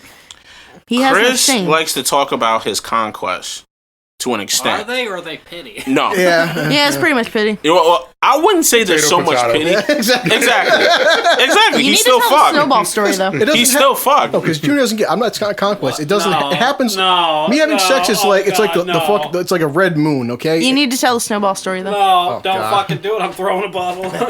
No, it's nothing sexual. It's actually but- hysterical. Snowball is sexual. No. Fucking watch Clerks 1 where they talk about that shit. Not the snowball freaking, No, Sexual because I knew makes Mary sense. back in high school, and even back then I was an asshole, which like Junior I couldn't help it. But no, I had nicknames for everybody back in high school. Mary was, little 4'11" chick with a bob haircut, no chest, braces, and I called her a gerbil and said she looked like Snowball the psychotic gerbil. Snowball the gerbil from fucking Pinky and the Brain. And of course, that name haunted her after I left high school. And she's like, everybody kept calling her fucking Snowball. Then you start getting teenagers who get older and like, Mary, you know what a snowball is? Oh, shit. Fucking asshole. That's She's like, fucked up. she's like, that fucking name haunted me my 20s. Like, you So, asshole. tell them the exact story I'm thinking of here. I don't know. when she like You remember more than I do. Like, she was talking to like someone they had known in high school, or at least she had known in high school. Did you just combine Mr. Boston and Bacardi? You're disgusting. yes, I did. You are fucking ridiculous. 47-pound apple cock. Exactly. I got some Boston cock right now. Okay, so That's all right. You know, whatever suits your fancy, I guess. Wow. Here I'm talking about your like poor deceased girlfriend, and you're like swallowing cock like it's nothing. I was already slurping on Junior's That's sake. about choking. Yeah. Choke on that cock. Anyhow, that might be on you. You see the way Junior's drinking that sake? He's just. Anyhow, so Mary's online talking to a friend they had. There was like some group chat Yeah. from their high school, and I remember that. they're talking and so on. And he's like, I'm trying to remember you. And she's like, oh well. And she described how she looked. And he's like, wait, you were Snowball the psychotic hamster. And she's like, actually, it was a gerbil. Yep. And the asshole who gave me that nickname is lying in bed next to me right now. Snoring. She kicked him off the bed, woke him up, and was like, you stupid son of a bitch! That nickname's held!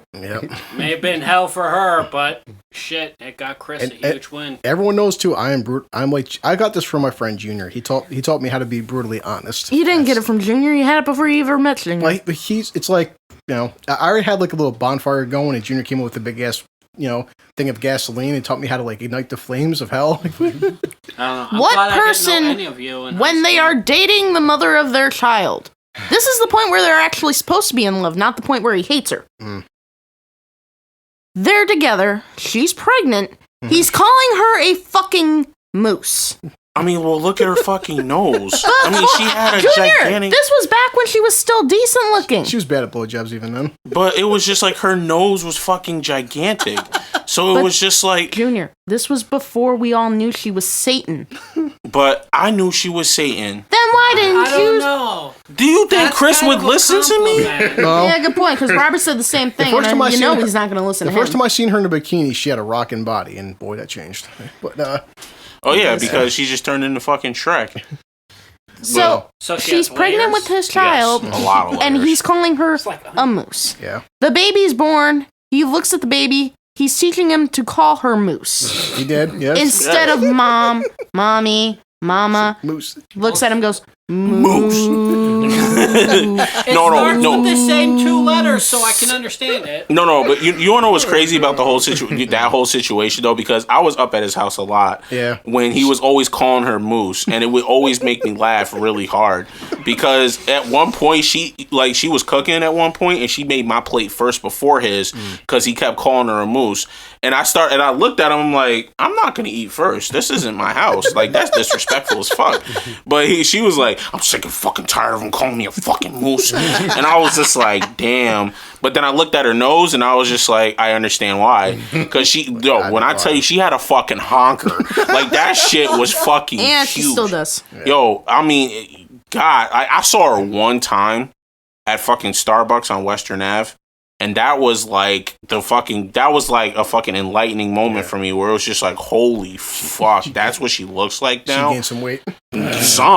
Some, what the fuck? She looks like a fucking bowling ball. Of course, it doesn't help that every girl who's ever like had a That's like yes. Go ahead. Listen, So all men like a woman with a nice shape.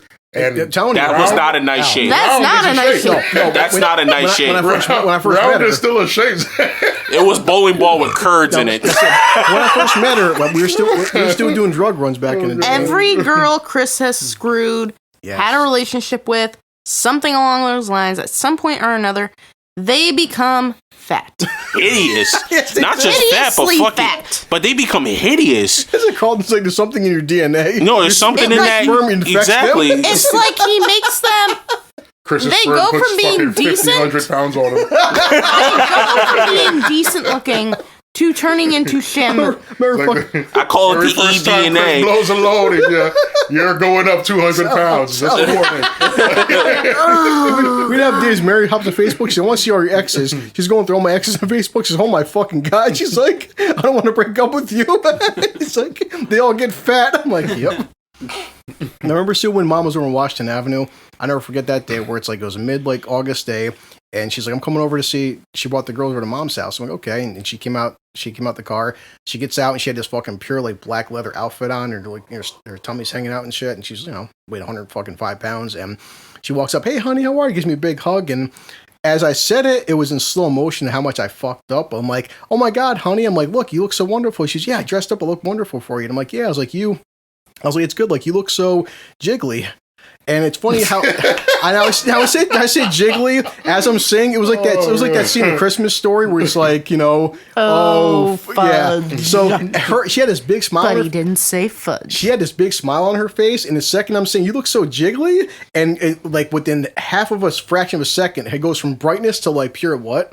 And I'm thinking in my head, I done fucked up. And I'm like, well, let's just go with it now. It's like in for a penny. In that moment, Chris knew he fucked up. She's like, "What'd you say?" I'm like, and I'm sweating. I'm like, "You look so jiggly," and smiling. And then it's like, there's like that long 3-second pause that feels like it takes an eternity. And she looks at me. Then it's like, "You motherfucking suck piece of shit. I got fucking dressed up for you, asshole. I can't fucking stand it." I'm looking at her and I'm like, "We're not gonna have sex tonight, are we?" And she's like, "Nope." It's like she gets out, she socializes, leaves home. That's it. I slept on the couch that night. Actually, no, I went home and masturbated. But and of course, but to my credit, her friend Jeff, she picked Jeff up to bring him home. She goes, "Oh, I'm so fucking pissed off. I'm fucking mad at Chris." And he's like, "What do you say?" She goes, "Well, he called me fucking jiggly." And Jeff looks at her. He's like, "Well, I give him credit. At least he's fucking honest." And because she gained 5 pounds, but it's her because like her frame. No, she had that healthy. Wow. She had that healthy bounce to her. I said she was jiggly, and I'm like, oh God, what? You know what kills me is 5 pounds. This is what kills me. I'm telling you. Yeah, she called me one time crying. She's like, "Honey, I had a bad day, huh?" She's like, "I'm getting fat." I'm like, "What's wrong?" She's like, "We had to fight a couple days ago, huh?" And she's like, "I see all your ex-girlfriends. All your ex-girlfriends are fucking fat." And like, "I'm gonna get fat too." And I'm like, "I'm sorry, I love you." And she's like, "I just ate half a fucking bag of Oreos." And I'm just like, on the phone, she's like, "Shut the fuck up, Chris." And I was like, "Listen, I still want to have sex with you." And she goes, that ain't helping, asshole." And I'm just like, "You're still fuckable." And she's like, you're just digging that grave even deeper, aren't you?" And I'm like, that's when you tell her she's beautiful. You don't tell her she's fuckable. That's what she said. She goes, "Most guys would." See, Chris doesn't have the ability to respond to situations out accordingly. there that thinks big is fuckable. She had to go there. And now for the origins of Junior. Jesus Christ. His whole...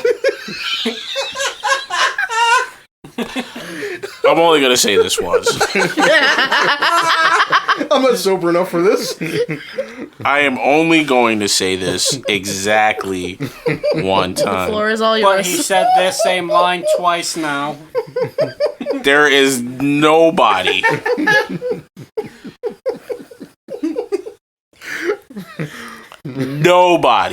oh boy, that finds this man fuckable. Well, he's got 3 kids. Your poor mother. Okay. Your mom's not a bad looking woman. Okay. All right. It doesn't make sense. I yelled at Mom one day for literally an hour. And I asked her, why him? It immediately came into my mind where it was just like, you just have to ask yourself. You had other guys to choose from at that moment, but you look straight ahead at the fat fuck and you think, wow, I want to mount the belly. I don't understand. He was fat my entire fucking life. So he had no chance of NFL or anything like that. Like he blames me for all the time. He said he was thin before you were born. He said, no, this is what he said. You know what probably happened? Like, guys do that. They sympathy eat with their wives when they're pregnant. Oh, he eats, all right. Oh, he fucking eats. So he probably was doing that, and then he just never bounced back. No. And then there were 2 more kids after you, so he did it.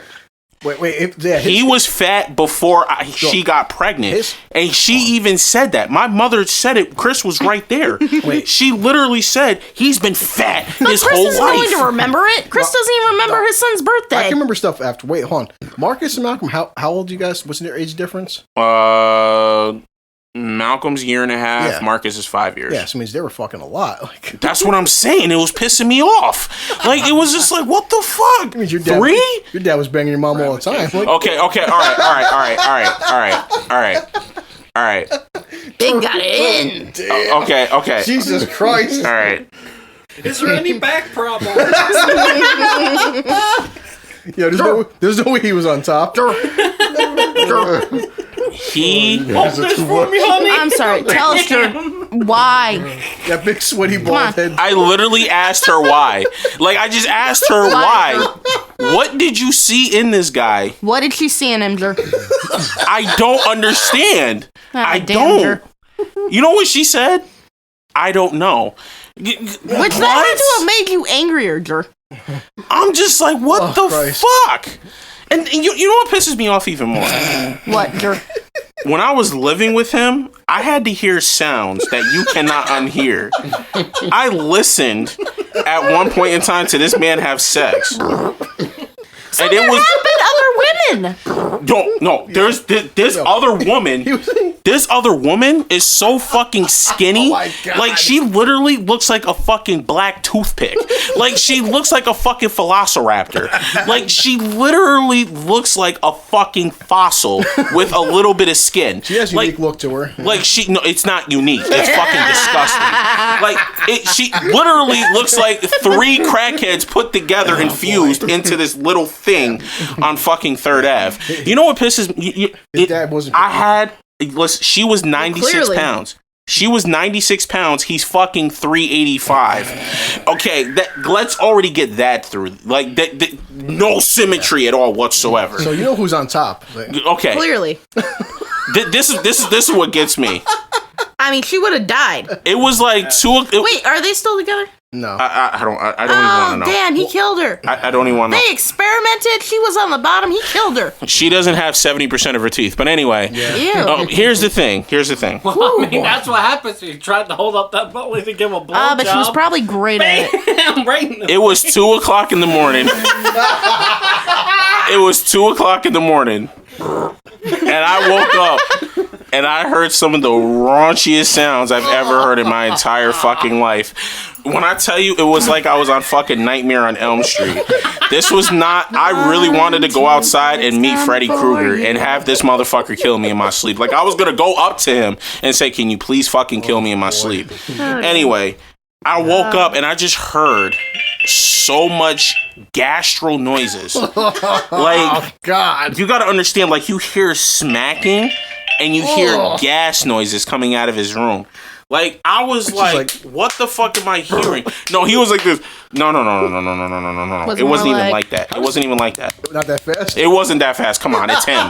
All right, so it was like, he was. It's hard to say this shit because it still fucking disgusts me to this day. But he was just like this. He was like,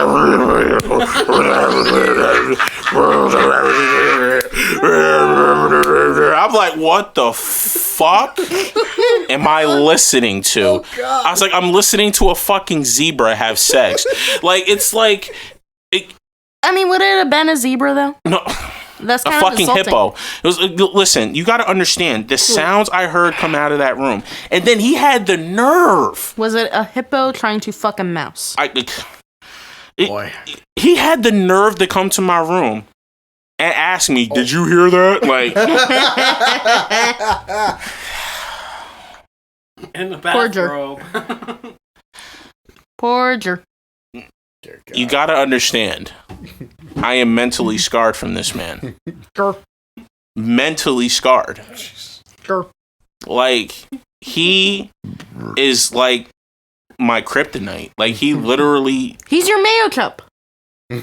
No, he is not my man. Because there is only love for Mayo Chop. Exactly. And I have nothing but hatred for him. All right. He's the Brussels sprout. All right, and I fucking hate Brussels Oh sprouts. boy, do I hate Brussels sprouts. Exactly. He's a fucking Brussels sprout. I can't stand him. It's real.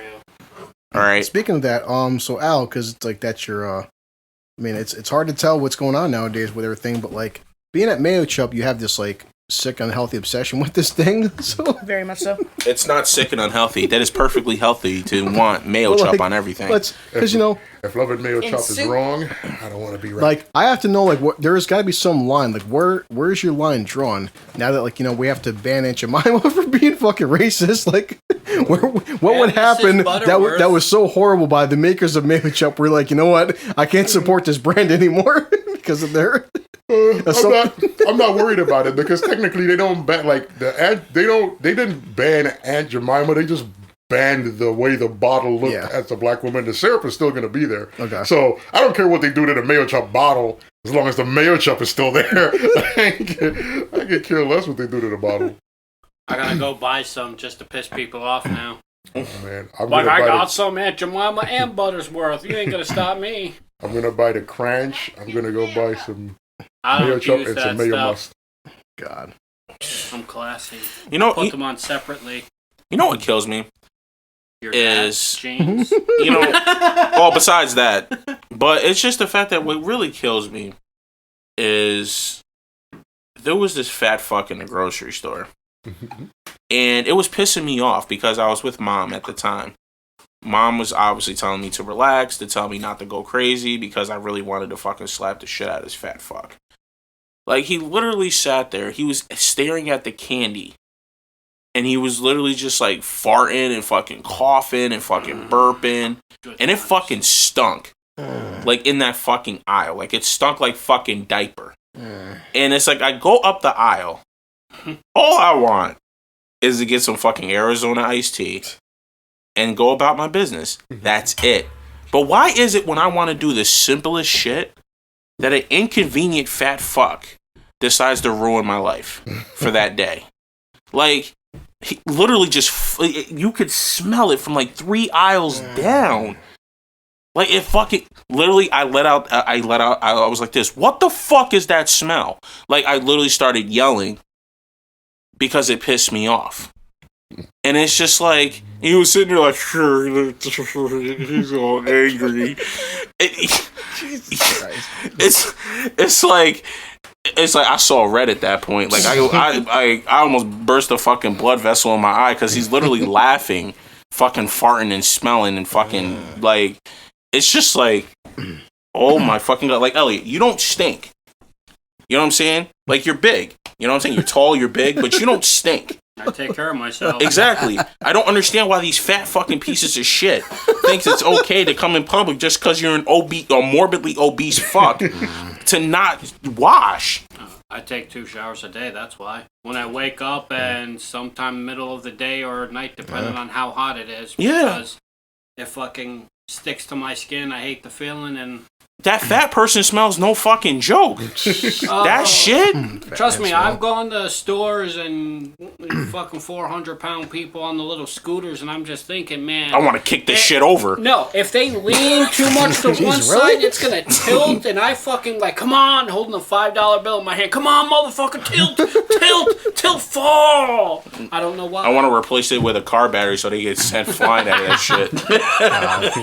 That's why, like, I tell people all the time, when I get out of work, the first thing I gotta do is go home and take a shower.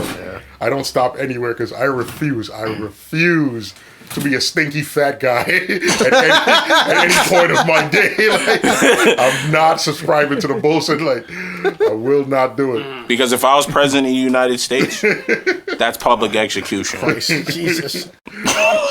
Walk around with a wand, it's got a big nose on it, like the stink meter. Fat and stink, that's 2 violations. Wait, sir, they're also inconvenient. My fucking God. Bring me that fat piece of shit and bring me his family.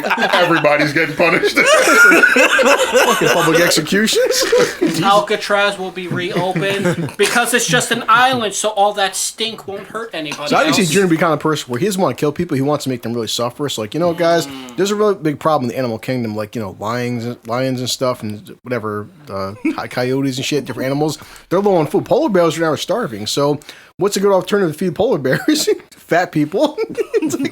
No, see, Fatter the that's better. dangerous because then they're going to be accustomed to eating people, Yeah. and they're going to want it more. And there's plenty of fat more. people to give them. No, So, plenty. Ship them up. As long as they're inconvenient. Junior's like, I'm bringing the polar bear population back to its glory. Fat people.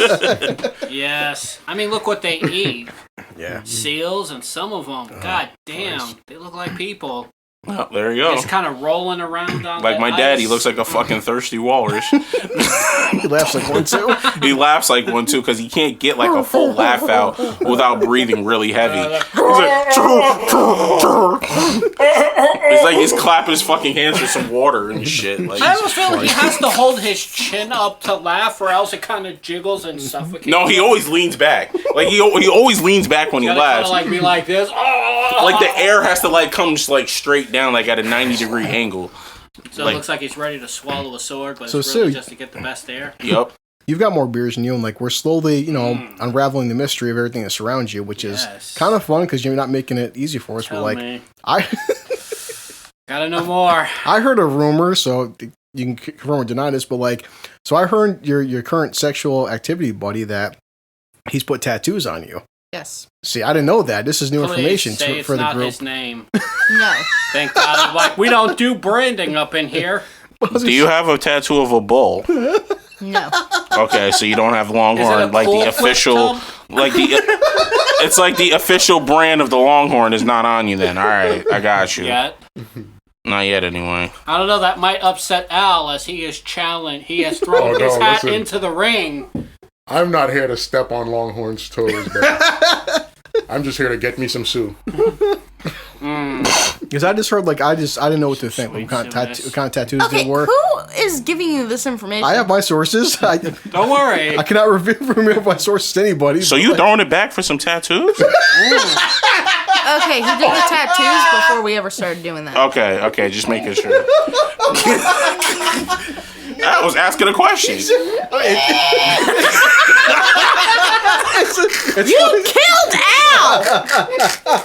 I was just asking a question.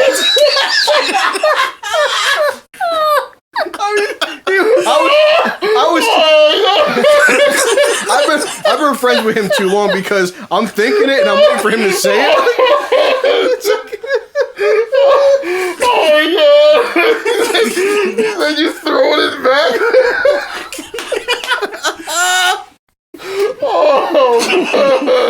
What do I just watch you around here for?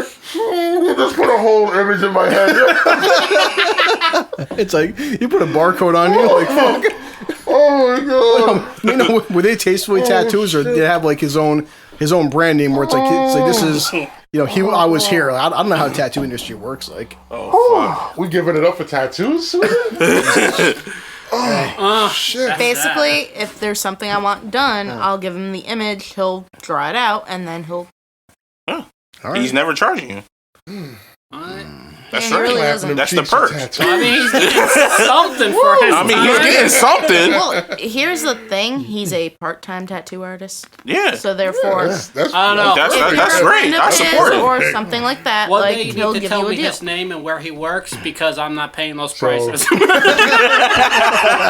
Like, yo, I knew comes so. to Can I you. get the Sue discount? I 20% bet he off. does. I'm just trying to get 20% off. Like, I don't even want the Like I free. heard, it only takes Sue 5 minutes. sent me, but I ain't getting them prices. Yo, Chris said it only takes 5 minutes. No, I didn't say all that. Because I heard Jen last week. Jen was looking at Sue. She's like, Sue, I heard like I know a guy. And Jen's like, I want to get some more tattoos, and I'm like, look, if you guys are sharing cousins, I'm not drunk enough for this shit. Like, Shit, it's only a matter of time before this guy's name ends up on Susan. It's just a His matter name of will time. never end up on me. We'll see. Damn, no. yeah, it's After failed Henny Dick, he's never gonna get It that was name. never gonna end up on me in the first place. That's a damn lie. If that Henny Dick was That one- correct, it's been over. You one wouldn't even be night- here right now. They You, are That really one night of not failed ended dick doesn't even register on the scale of the amount of sex that's coming after the fact. Damn. So he's got all the time in the world to make it up. It's only a matter of time. Yeah, he's got the Rocky montage. Right now he's doing push-ups and shit. Drinking raw egg. Oh, man. So Al said this last time because Junior didn't listen to it. I know he didn't, but like... That was funny. I was telling Junior about, like, you know... She's like, hey, it wasn't that bad. It was a hangout session. So Al tells Susan, like, Junior can confirm this. He's been in hotel rooms. Like, there's no hanging out. Like, it's... Yeah, there's plenty of prostitutes I paid to go to a hotel. Like, why the fuck... You never go to a fucking hotel just to hang out. What the fuck? Okay, first off... Fuck you guys. That's first and foremost. I'm just enjoying this so much. Second, Gotta be sick. he literally came from a barbecue. I bet he literally did came from a barbecue. I mean, you know... Was there Cool Whip? Just trying to serve up another helping of beef. Cool whip. Whip? No. There was no Cool Whip. She didn't bring it. There was no Cool Whip. Whip was only part of the first session. And she's over there just like licking her Listen. teeth and stuff like, Listen. someone's gonna get fucked up now. No. All there was that he left the barbecue to go serve some beef. That's what he went to do. He stole all the meat. Right. People were disappointed. Exactly. Jesus Christ. But that wasn't some grade A beef. That was just some grade C beef. That's a shit Don't you worry throw about on it, the Sue. I back promise burner. that was when we that eventually clearance have beef. sex, I'll rock your world. It ain't gonna be no 5 minutes. She ain't gonna walk the same again. Ain't gonna be the reduced meat that you got the last I'm time. blowing your back out. You're gonna be in a wheelchair for at least 4 days. Mayo Chump was here. You wanna get this mayo chump dick, girl? Oh, Christ. Oh, shit. I promise you'll never look at Mayo Chup the same way. Holy fuck. Her mind will go from Longhorn to Mayo Chump. Anyway. Bring your own condiments. Yo, did we hide the knife? Because I feel like Susan is gonna start stabbing people. It's like, where did it go? Where's the knife? It's every week she takes different turns of who she's targeting first. See, I'm in the danger zone because like she's right here. I'm first up on the chopping block. Hey, I can't move that fast either. Listen, I'm just gonna fucking just give in. I'm gonna surrender to the murder. He's gonna go ahead and kill me. I can't run. I've wanted to ask this for a long time. I can ask everybody here. Jen's not here because Jen's Surrender to the Sioux. doing things. I don't know. But yeah, how much you guys follow up on sex robots? I just want to bring it up. I'm buying one. I'm not here. Okay. You can't eat its ass though. Yes, you can. Oh, yes, you can. Yes, you don't. Yes, the fuck the you can. same. You can specifically ask for its Wait, ass to have wait, certain flavors. wait. Exactly. Strawberry. Listen, I'm gonna be honest with you. The only reason I don't already own a sex doll is because I can't afford it. Like, Okay. Yeah. that's the. I'm about to pre-order that shit with strawberry daiquiri flavor. Like, yo, let them do layaway, son. Like it's Walmart. Going to like 4 separate payments. I'll be in there faithfully making monthly payments. Like, yep, it's my. Oh man, it's only 6 more months. Jesus Christ. Yo, let me insert that strawberry up in there, girl. Oh man. That just answered about 20 of my questions right there. Like, I was gonna As I say, said, the thing Al was, can't afford one. Junior's already purchasing one, and it's Yep. gonna taste like Yo. strawberry. Pretty much. the problem with a sex doll, a robotic sex doll, a regular sex doll, or anything. The problem with it is it's so fucking pricey that even if you buy one, you always think about shit you could have done with that money. Like if I had 10 grand sitting around to just waste, I would want a sex doll, but I'd be like, man, there's so much other shit, practical shit that I could do with this money. Tattoos. prostitutes. I get tattoos. I got a lot. Yo, why do you look at me like that, Susan? I didn't even do anything. Like, I am highly I ashamed like of them you. tattoos. Huh? Wait. I am highly ashamed of you why are you highly ashamed of me for? because it's you. Oh, well, I mean, I bring shame to the whole fucking Turner family, so it's okay. Like, Dad You're the already. black sheep. I'm by far, I'm fucking the triple black sheep. Anything that goes wrong in this family is immediately my fault. I can see that. Yeah, exactly. Well, Exactly. Obviously, well, the 4 of us are on board. We just bypassed that shit. But like, Sue, are you against sex dolls? Like, I mean, I'm not against it. I'd buy you one so that at least I knew you were I happy. appreciate it. Thank But you. would you buy yourself one? No, I You wouldn't buy yourself one at all? no. I have Longhorn. That's Damn. true. For now. Facts. Well, okay, That's true. In theory, But can you use him like a sex doll? Yes. You can. 7 minutes at a time. So he will follow your commands. Well, Because he didn't follow your commands the last time. So Jesus Christ. Uh-oh. She's a drink for that. I'm just saying, like, Junior wasn't here, but you had that look of anger in your face. A pure disappointment. There's no crying in baseball. Yeah, that was one of my favorite movies. Oh, though. God. Fucking Tom Hanks. Yeah. Tom Hanks, fucking The League Boss of Their Own. gotta throw I'll say- it like okay, that. so- I mean, everybody thinks the girl I took the picture with on Facebook is a sex doll. So, you know, she probably is.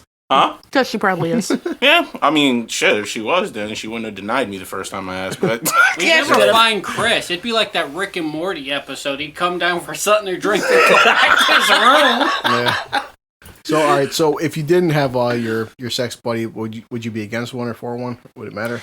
I'm not really into like getting something like that. Like what is it? They cost what, $10,000? Okay. Well, They're pricey as fuck. They're like say there Yeah, was $6 so grand to $10 no, grand. Say a there- vibrator is literally cheaper by like thousands of dollars. Tell us more. What kinds do you prefer? Jesus. Hey, Christ. you brought this up. No, I'm it's a just a legit, very it's a valid curious- point though. Yeah, Like we don't we're have. talking about sex dolls. He's talking about eating one's ass. I was thinking of mayo chop on his. Chris is just like, yeah, he is. He's My sex doll has got to be able to squirt mayo chop on command. squirt mail chop out of her titties. I want to be able to smack her ass and she squirts mayo chop out her nipples. Chris is just like, I don't know my what God. the fuck to do with one. I could have great sex and a delicious meal. That's the fucking deal. That's the deal of a lifetime. That's it. Sign me up. Here's the thing. That shit goes on clearance. I'm first in line. No. Through experience, though, here's the thing. A guy gets a sex doll, they can do whatever the fuck they want to it. Damn right. What the hell can a woman do with a sex doll other than ride the cock? I mean, there's a Suck lot you the can cock. do. What else do you want to do? Like, Get a friend to help you? Damn. Like, what else? Like, there's so much more to having an actual, like, guy there. True. Like, Listen, a guy can here's do the- things. Here's the thing. I get what you're saying, and you are right. It's the same for guys. Like, fucking, we could all Exactly. masturbate. We could all masturbate and have an orgasm, but a woman is so much better. It doesn't stop us from masturbating. So it's like, so what if you got a sex doll? It doesn't mean that that's if you the get a thing. sex doll, you have to stop sleeping No with different guys. than a vibrator. But that's the Like, thing, like, so- I don't see the point in having, like, through the female perspective, I don't see the point in getting a sex doll. Do you think does this just females' insecurities? Because you see this a lot on social media, where so many women out there get this whole thing where like, well, if the sex dolls get too advanced, they're gonna replace us, and I'm like, No. That's the thing that realistically That's a women definite don't. Yeah, women don't have to worry about that because At all. No, because there's still always going to be that guy out there who's like, Listen. I want to feel a real vagina. this whole question was asked. So Al, so if you accidentally, got sent a sex doll was sent to you, and by mistake it looked exactly like you, do you send it back or you just keep it? If it looks like me, here's the thing: I'm not attracted to me, so I'm not keeping it. Like, Same. If you're drunk and a couple beers and you're like, you know what, I'm gonna tasting for a test drive. nah, because it's me. I'm not attracted. That sounds like to something myself. Chris would do. Chris would. enough I'm not drink, attracted enough to fucking. myself. He would get drunk, the thing would look just like him, therefore it would probably look like Jen. What? Or Jamie. Well, at least I'm thinner. Or his mom. Jesus Christ. Ew. Canadian LTD whiskey. I'd be if I got a sex doll that looked just like me, I'd be shopping it around the females. Like, yo, do you want this? I listen to different podcasts where guys are saying too, it's like, if I had a sex doll who looked just like me, I'd fuck the shit out of it. And I'm like, dude, I don't know. I couldn't. It just I'm not attracted to myself like that. But besides, even if just the fact that it's a male doll, like why would I even? I'm not. It would be a female doll with your face. Oh, Damn, hell no. Damn. damn. Alice and big titties. I already have. Look at these things, man. What are you talking about? I'm voluptuous. Bigger. See, you're sitting across from Elliot. You have to be like fiddling with your shirt a little bit, like adjusting them. You tell me you couldn't see Jen. Hey, I could see Jen fucking you're herself. also across from me, too. See, So- it goes in different angles. Giggity. If Jen had a sex doll look just like her, I know she'd sleep with it. Ew. Like, better than Kenny gave her. Probably. Because Al was like, how do you have a boyfriend? Jen, if you're in trouble, just send someone a text message. Let us know. We'll save you. Because it was like last week, the way Al said this shit. He's like, "Holmes, like you got a booty call?" He's like, "You just did a booty call. You showing your booty call to Susan, and you're in a relationship? Like, the fuck is going on?" Like, I shared some of my alcohol with you. You can do that better. That is actually the dopest shit I've ever heard. Oh fuck! Oh, Jesus. I mean, she keeps him specifically because of the fact that companionship. But when it comes to actual like pleasure, she has her booty calls. Jesus Christ. I don't know. That kind of sounds like beating a dead fish. Right, if he's that bad to be around, then as long as they're both happy in the situation, shit. then it's all good. Yeah. He's so fucking doofy. Yeah, he is. He really is. Like, you just look at him, you just look at him when he's talking, he's like when you're talking to him, like, what the fuck? You graduated with a college degree? Yeah. What the fuck? Just looking at him, it's just like, holy fuck. Like, what sort of program were you in? You're literally sitting there thinking, wow, Jen's standards are so low. Are you guys anything say before we... Twitch is being sued for $25 million because a guy can't stop touching himself to thoughts. And Dr. Disrespect, you're trash at all games, and you fucking suck. This guy, Dr. Disrespect, the past 24 hours on Twitch gaming has been banned, and Twitch officially still has yet to give a reason why they banned him for.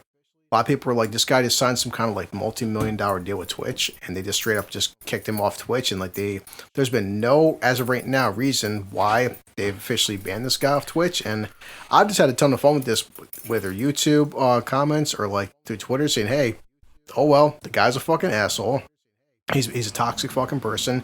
Never worked a day in his life, and hey, he's not going to make millions of dollars a year streaming video games all day. So Mixer's dead as well, and I'm happy. yeah, apparently Twitch is like Elliot's saying. The past few days, I've been reading about this constantly. Like, Twitch is having a lot of problems, which is like big shock. Kids who sit here and play video games all day are doing like pedophilia shit. They're doing racist stuff. They're doing like, is anyone fucking surprised anymore? It's No. like, seriously, you sit home all day and you guys scream fucking nigger while you're playing video games because you're sitting at home all day because you can do this shit because you wouldn't do it out in fucking public. You're screaming faggot and how much you hate women.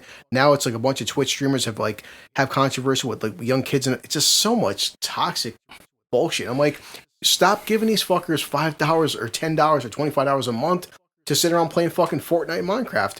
All of us play Call of Duty. We play fucking Division. We're not begging for money. Like, it's just... I feel zero sympathy. Like, this guy, Dr. Disrespect, Susan and Al would know him, but this guy... Fuck him. He wears fucking sunglasses. He has this black wig on. Last year, he got a perma-ban, they call it. He got banned temporarily from fucking Twitch. He was at, what was it, the Comic-Con, not the Comic-Con, the fuck esports con, and he was fucking trying to do streaming from a men's bathroom, and guys were walking in with their kids, their young boys, anywhere from 8 years old to 12 years old, and like, how the fact that he didn't get stomped the fuck out is beyond me, but everyone's like, you can't be streaming, dude, from a fucking bathroom when young kids are walking by. Exactly. So he was banned. He was banned temporarily. So it's like, that right there shows you what a fucking creep you are. And it's like, and me and Junior have seen this guy's streams. You're a shit gamer, a shit human fucking being, and now He fucking sucks, dude. It's like you're going like in Warzone. You get mad because you get fucking bodied. What kills me is all these fucking guys, all they do is talk shit about fucking black people or gay people. They fucking act like they're good at video games. And you they're guys, not. you guys are me and Junior would fucking like, wash you. Last time we played Call of Duty, I was 24-2. Seriously, I died. I had 24. I had fucking top stats across both fucking teams. I'm not on Twitch begging fucking for money. So it's like, and nor have me and Junior or Elliot or Carlton or Junior's brother Carlton. We're not on Xbox Live screaming all these fucking racial slurs all the time to try to get more fans. These people are shit human beings. I feel zero sympathy for any of them. Oh, they're banned from Twitch. Oh, fucking well, man. Well, I do rage a little bit because, you know, when I kill people on Call of Duty, I'd be like, fuck you, bitch. Yeah. But then we all talk shit. But you know what I said? I'm glad that fucking Twitch is. I said all these fucking people are getting banned from Twitch. Fuck them. Especially Dr. Disrespect. Look like fucking Joe Dirt's older brother, Ed Mudd. You Ed fucking Mudd. piece of Well, I said this recently a couple days ago. Like, now that fucking piece of shit PewDiePie is like with The Last of Us 2. He's like, you know, now he's streaming for The Last of Us 2, and like, oh, he's generously given to charities. I'm like, well, how much has he given? Well, his fans raised $100,000. How much did he give? Well, Nothing. he gave. How much did he give? Well, he gave like $10,000 to Black Lives Matter, and I'm like, okay, but how? So he gave $10,000, but the fans, not him, the fans raised $100,000. You reportedly make 12 to 15 fucking $1 million a year, and you gave away 10 grand to Black Lives Matter. Fuck, I hope you can seriously fucking afford to buy groceries because you gave away $10,000 at your 15 fucking $1 million a year payday, which they also, I did look up too, YouTube donations and YouTube GoFundMe's and stuff too.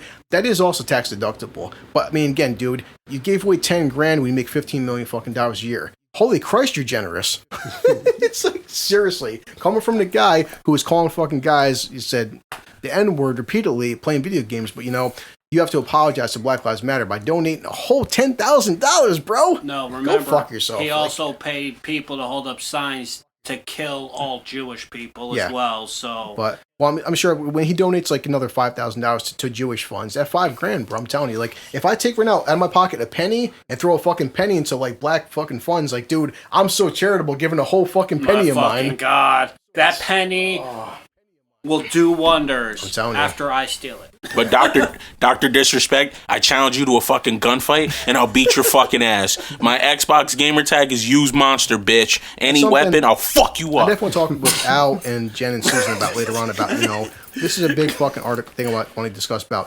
This is with us being blue collar people. With celebrities and donations and the bullshit where like I'm gonna send fucking Al and Susan. Well, I sent Al this video. He didn't watch it yet, but Susan. I gotta watch it. I still gotta watch it. That I was showing it to fucking Junior and Ellie. I sent it to Brian, Jamie's brother, about the whole celebrities and donations. And when you guys watch these numbers will make you fucking nauseous. Like when you see Activision Blizzard and then fucking Amazon and Microsoft, it's like, well, Jeff Bezos donated $600,000. Jeff Bezos makes $600,000 every 25 seconds, and like this guy was breaking down how half these organizations, it's like, you know, Activision Blizzard, well, they donated $4 million to different fucking funds. They donated $4 million, but they laid off 800 employees.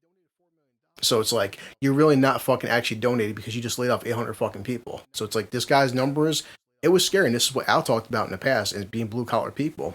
They're breaking down how even Amazon is making like, or Activision Blizzard made $64 billion in 2019. They paid no taxes. Yeah. They paid zero fucking taxes, and the revenue was $64 billion fucking dollars. They paid fucking zero taxes. Oh, look, Activision Blizzard, they donated $4 million to Black Lives fucking Matters. Holy fuck, you guys, the generosity, you champions of fucking equality. You laid off 800 employees and made $64 billion fucking dollars. But you donated $4 million to Black Lives Matters. Are we not going to talk about how they're literally using gambling mechanics on children who have problems to make this money? Yeah. Kids who are stealing their parents' cards to buy these. But this guy was breaking down, like, you know, obviously Chris Hemsworth and say Elton John, they're fucking big celebrities. They have fucking lots of money. We won't debate that. But compared to, like, say they donated $1 million, but then, like, say Jeff Bezos, I donated $600K.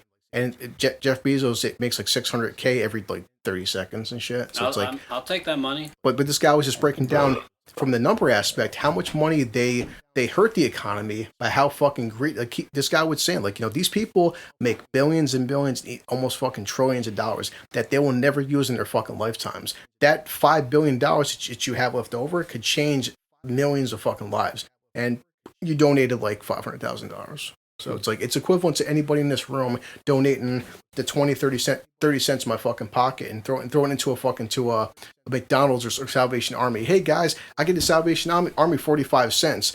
I need to be celebrated by my generosity. Fucking beautiful and brave. I'm telling you, man. Because I donated 45 cents to Salvation Army, so I need to be rewarded about how fucking generous I am. Like, I don't know, I always donate $1 whenever I get a coffee. Yeah.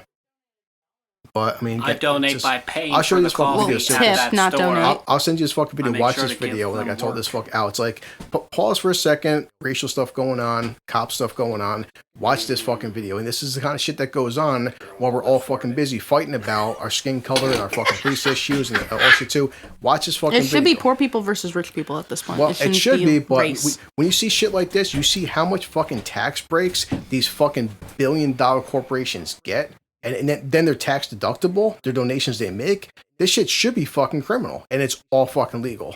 And I watched this video, and I'm like, I'm gonna watch it a few times. Like, this is some scary shit. And as gamers, and like, you know, you don't play as much, but the four of us, we're all video gamers. And to see, like, I never want to play Call of Duty again after seeing what these fuckers are doing. You know?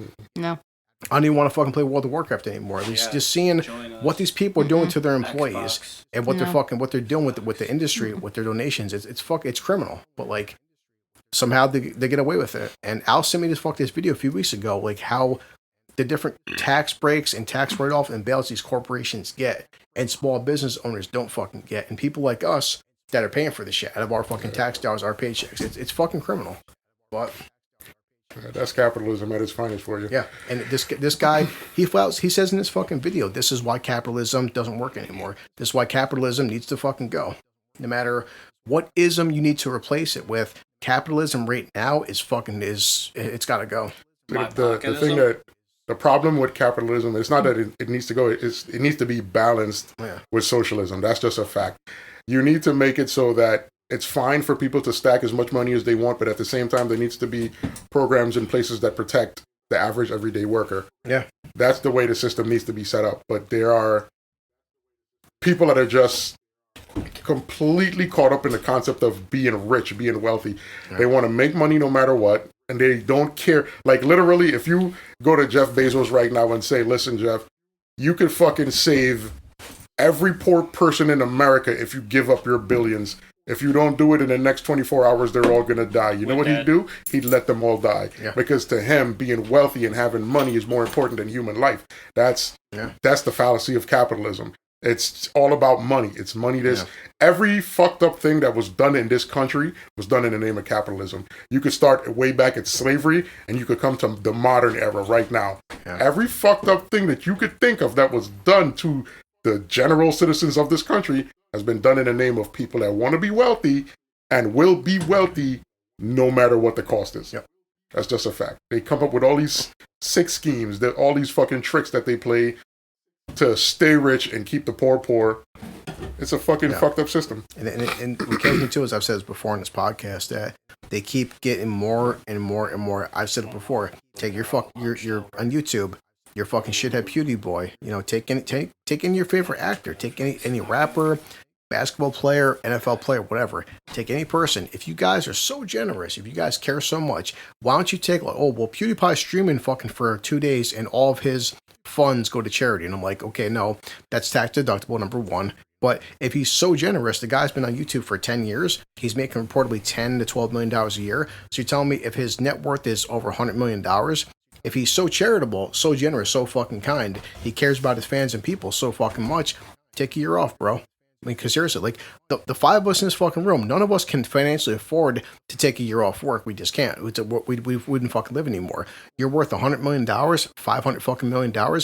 If you cared so fucking much, why don't you just go for an entire year? Why don't you play basketball, make some movies, do some YouTube streams, do it for charity for a fucking year. It's like, dude, you're worth $100 million. You're worth $500 fucking million. You can't take a year off because you're so charitable, right? Here's the thing. Here's the thing. You can't force people to put their money. This is the problem that a lot of people was talking about on Facebook. It was a post that I saw where with all of the small businesses and the damages that they suffered and stuff over with the whole protest and things like that. The number one thing that people talked about that kind of upset me a lot was the fact that people giving back to communities, people giving back to other people and stuff like that. I'm going to say it from the other perspective. Nobody has any obligation to give anything. If you do it, that's out of the kindness of what you want to do with your money. You know what I'm saying? You're under no obligation to do anything. It's up to the government to put us in a better position to live, to survive off of what we do. These people who are rich, they don't have an obligation. If they can talk whatever shit that they want, and if they don't do anything about it, that's what you can call them out on. Yeah. But their money that's in their pocket, regardless of how broken this system is their money. And I'm just looking at it from that perspective. Here's the problem with that line of thought. If, as a society, everybody is out for themselves, our society is doomed to fail. Yeah. Mm-hmm. That's just the reality. If everybody says, what's mine's is mine's, fuck whatever you're going through, fuck the rest of the system, I'm not obligated to help anybody. I am not under no obligations to protect my fellow citizens. If that's your mindset, then we're doomed. Because understand that there is no wealthy person in this country that hasn't done fucked up shit to acquire their wealth. Of course. Right? These people are doing fucked up shit, taking money out of the system and keeping it. Yeah.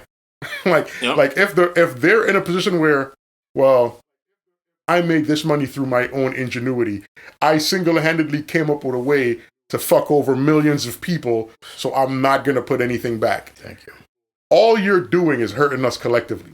Yeah. If everybody adopts the mindset of fuck everybody else, we failed. Yeah. That's just the reality. But that mindset is already here to this day, for one. And that's why we're failing. That's and the problem. And two, you can't, to have that expectation that they're going to realize that, giving back is better. There is no expectation. We've already accepted that it's not coming. That's why we're in this position, because everybody in this country is so self-absorbed. It's like I'm telling you, you know how much better life would be if collectively we understood that we need each other to fucking live a good life, right? The concept of I could do it on my own or I could do it without, it's just nonsense. It's on its face, it's just stupid. Yeah. We are social animals. We live in social groups. We need each other socially to survive. Yep. If we took care of each other, if we simply just decided, let's all be better together, everything will be great. But that's not the way people work. People need to create classes so they can feel superior. I'm of the upper class and I'm wealthy and you're not. I'm better than you are. You're low class. You're subhuman. I'm great. I'm wonderful. I fucking conned all of you out of your money. It makes me smarter. That mindset isn't helping anybody. Yeah. But also, too, though, there's another way that you can go about it as well, where, if we all came together in a community, invested what little money that we could as in our communities, in our local communities and stuff like that, and builded up our communities instead of, tearing them down, it would help out as well. You know what I'm saying? We got to put our foot forward as well. But the thing is, though, I said this one line to a friend of mine, and it made a lot of sense because of everything that's going on. America benefits off of conflict. And I mean corporate America. Oh, that's true. Benefits off of conflict. You know what I'm saying? That's a 100% fact. Because look at it like this. Like, look at how the media portrays itself. If LeBron James opened up a school to send less fortunate kids to school, when they graduate, they get a 4-year scholarship through college. That's not talked about on CNN. Scottie Pippen organized a huge basketball tournament for less fortunate kids. You know what I'm saying? To give them an opportunity to play in basketball camps and stuff like that, to get them into these programs, to get them off the streets. No one talked about that. You know what I'm saying? No one talks about when positive things happens in these communities. The only things that they talk about is the thing that you see on Facebook all the time. The thing that you see on TV when you turn on 6, 10, 13, 23, 45, and 787, which is the same constant violence and nonsense that happens throughout this country. If the only thing that the news had to talk about was positive things, what would be the point of news? It's something you can walk out and you can see on a regular basis. You know what I'm saying? You can see communities building each other up.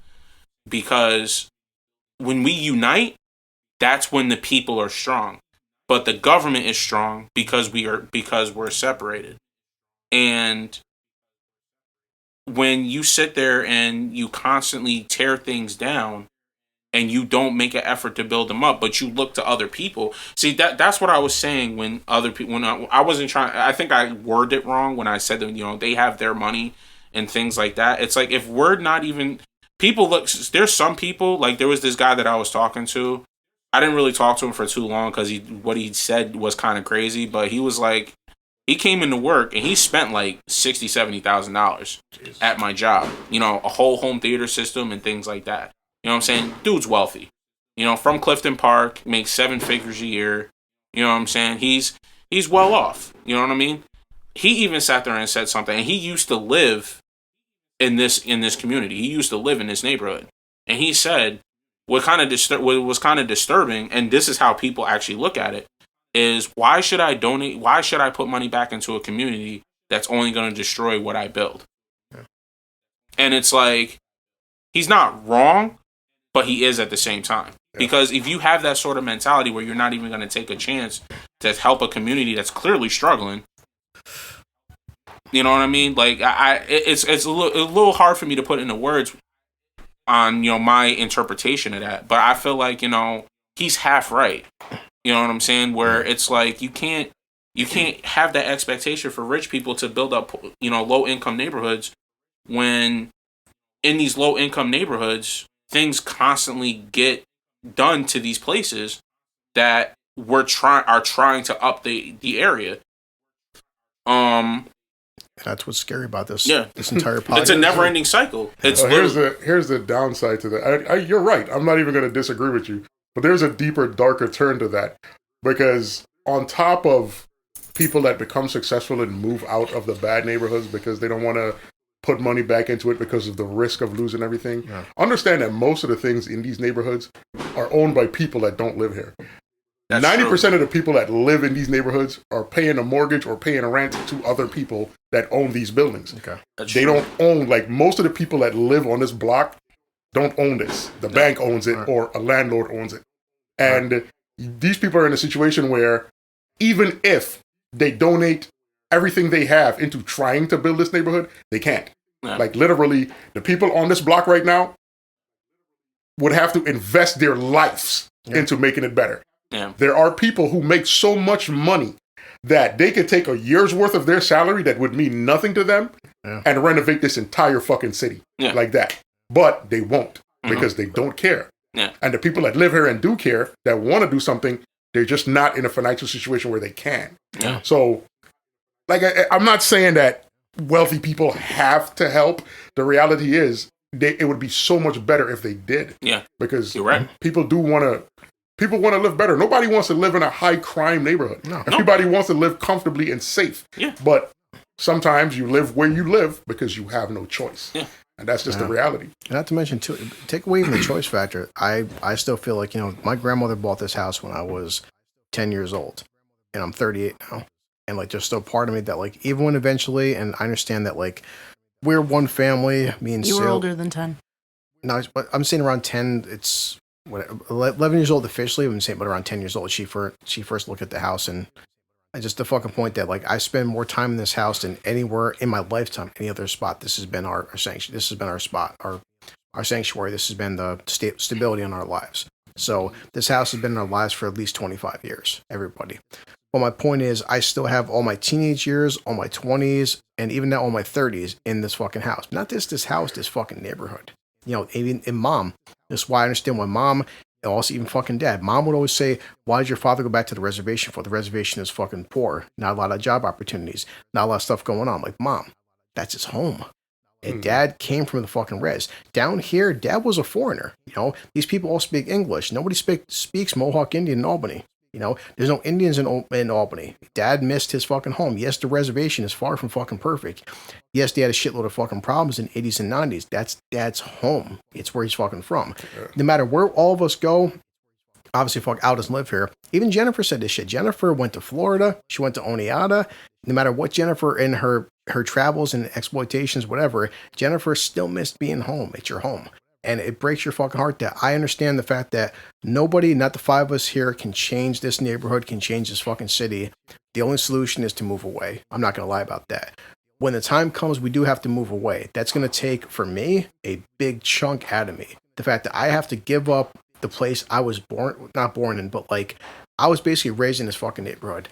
And I have to move away from my area because I financially can't do shit about that. Now, if I had the Powerball tomorrow and was worth like $3 billion, I could make a lot of fucking changes here. And I actually honestly fucking would. And I understand too, like Al said, I have no obligation to anybody on here or Clinton Avenue or nobody in this fucking city at all. I would do it just because I'm like, you know what? It's home. I'm one of them rare fucking people where it's like, you know, if I don't do it, who's gonna? You know? But that's the fucking problem. I'm Googling right now. I'm fucking Googling that. You guys making me feel like a monster. Obviously, this is fucking inflation. Right now, this is as of March 18th, 2020. we have 2,095 billionaires in this fucking planet. Billionaires. Now, obviously, fucking people know that Jeff Bezos is the richest fucking person on the planet. But the fact that we have over 2,095 billionaires, like I said, the five of us right now could not spend $1 billion combined. You know, and like I would say, these people with it's just Challenge accepted. These numbers are ridiculous. That's the fuck point. So it's like I'll take that on. we've said this since the very first fucking podcast. The stuff that these people do, it's fucking insanity. It's insanity. Yeah. You guys could take the five of us could take a year off work. It would kill us. Like I would say, any one of these people, these billionaires, could take a year off work. It would do nothing. It wouldn't factor in not a single. It would be like piece. so. It would be like you taking $10 out of your fucking purse and giving Al $10 and say, okay, I'm done for the year. That's it. And the next, and I'll go back to work next year. It wouldn't fucking phase them. If these people donated like $100 million in this neighborhood, would change Everything. 10 fucking city blocks. You know, Everything. It would But- change. and these everything. people are making $3, $4, $5, $10 billion fucking dollars a year, and you can't give. I'm just saying, this is just one. This is one city out of like however many fucking cities across the fucking U.S. But just said this one billionaire. There's 2,000 fucking billionaires. Why can't they make a difference? If they wanted to, they single-handedly, if they collectively got together, they could wipe out fucking homelessness could. across the fucking country. Because- and- they could. And people always want to say the government. Junior says about the government. People would say, listen to this shit. Oh, well, the government. Yo, guys, bottom line is, fuck the government, okay? We can't trust the government. It's simple as that. We have to look out for each other. Nobody in this fucking block or this fucking city can trust the government. That's a fact. What we have to look out is for each other. And obviously, nobody can fucking rely on the goddamn police. It doesn't matter if you're fucking black or white or Asian or Hispanic. You can't trust the fucking cops. You can't trust the government. So who can you trust? Each other, your own fucking communities, you know. And if we can't even trust our own fucking communities, then we're like Al said, we're just fucked. Then That's it. Like we need to. The best we could do is look out for each other. yeah. Like I swear to God, I wish I could talk everybody into fucking arming themselves, because we by ourselves could fucking lower the crime rates. If we collectively decide we're not going to put up with it and we're going to physically stop it, we could. Unfortunately, that would lead to fucking. To kind of like piggyback within your off own what community. to kind of like piggyback off what Junior was saying, and this becomes the fucking problem I see on social media every fucking day. Well, I worked hard for my fucking money. I don't fucking have obligation to donate to people, and I'm like, okay, bro, I wake up at fucking 5 o'clock every goddamn morning. I'm a garbage man. I'm a firefighter. I'm a even police officer. I'm a fucking EMT. I wake up at fucking 5 a.m. I work until 6, 7 o'clock at night. What do you do? I work hard. What do you do, bro? I'm on Twitch gaming. Really? Oh, so you work hard? You make $50,000 a month? Well, what do you do? Well, I wake up, you know, I make that long, hard trek from my bed to my chair, and I crack open a Mountain Dew, and I play Minecraft for 10 fucking hours a day, but I work hard. And I'm successful, and you as a fucking firefighter or a state worker or a garbage man or a fucking lowlife scumbag who makes like $60,000 a year, I make $50,000 a month. But what do you do, bro? Well, I'm on Twitch. I work hard. You work hard. You know, Playing video games all fucking day from your bedroom. You work harder than me that's out there mid-August slinging fucking garbage for 15, 16 hours a fucking day, right? you know what's even worse than that? To hear the guy that says the actual blue collar worker that won't donate to won't put money into his neighborhood. He won't donate to like, you know, fucking schools, hospitals, libraries. He won't fund his neighborhood, but that jackass will fucking donate money to some bitch on Twitch because she's got on a miniskirt. Yeah. Like that shit fucking boils my blood. Once again, it's your money and you don't have any obligations. You don't have to listen to anybody. You can do what you want with your money. But why not take care of your fucking neighborhood? Does that really grind your gears? It kind of does. I seen this earlier. No instant it kinda gratification. Well, Elliot made the fuck joke about fucking Twitch. I made a comment earlier where it's like people were talking about fucking Twitch. Like one guy said Twitch is basically fucking like, you know, a webcam girls at this point. I said, and jokingly, yo guys, I'm a subscriber. Pornhub is fucking free. Simple as that. I'm not giving you $10 a month. So it's at least in Pornhub, I'm gonna see a chick do whatever she fucking can. On Twitch, it's literally I'm a girl fully fucking clothed playing video games, and you want me to give you $10 or $15 or $20 a month so you can play fucking Minecraft. But then my local community, I can't spend a single fucking penny on my local community. You know, just to get off track for just a second, Susan, I have a question for you. What up? Who's your favorite porn star? None of your business. I mean, I'll tell you mine. I'll tell you mine if you tell me yours. Susan's favorite porn star is Al.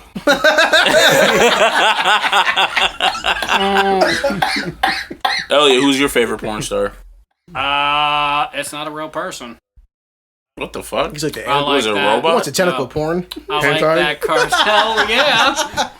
Like the cartoon porn? No, Tentacle up his ass? interspecies reviewers. What the fuck? Yeah, watch it. The fuck type of shit is that? It's pretty much an RPG anime, but they constantly go to brothels. Shit and got it is weird fast. fucking amazing. That's fucking ridiculous. Ellie jerks off to dragons. Like What the fuck? Well, there is a salamander chick.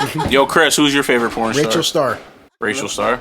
By far. Hey. Look up Rachel Starr. I got her on Instagram. Oh, yeah, she I has know a who fat ass. I She know has who a fat is. ass. We all know who she is. Yeah, we all know who she is. She's a fat ass. The only person not looking at me terribly is Sue. Like all these guys are making fun of me. Sue's just like, yeah, respect. All right, so Chris already got his. Damn, do I have a favorite? Because I watch a lot of porn. Holy fuck. I have certain porn stars I follow, so especially. It's like, Junior, who's your You're favorite probably in porn love star? with like someone like Pornhub. Piper Perry. It's like, fuck, it's like choosing my favorite food. Like, I have Pornhub Premium. Fuck Pornhub. I got the extra. like It's holy still shit. free. I bought the lifetime membership, so before the corona. Jesus Christ. They do have some good He took stuff. advantage of that shit. Got it. I gotta really think about this shit. While he's thinking of So this, what's the point that what about you, during Sue? COVID, to their credit, Pornhub I has don't have a favorite. but Pornhub But did- who do you like watching more than others, though? Like, when you search, lesbian. most of the time... Girls, a lot of girls, straight girls, do search lesbian porn. But do you watch lesbian porn? Yeah.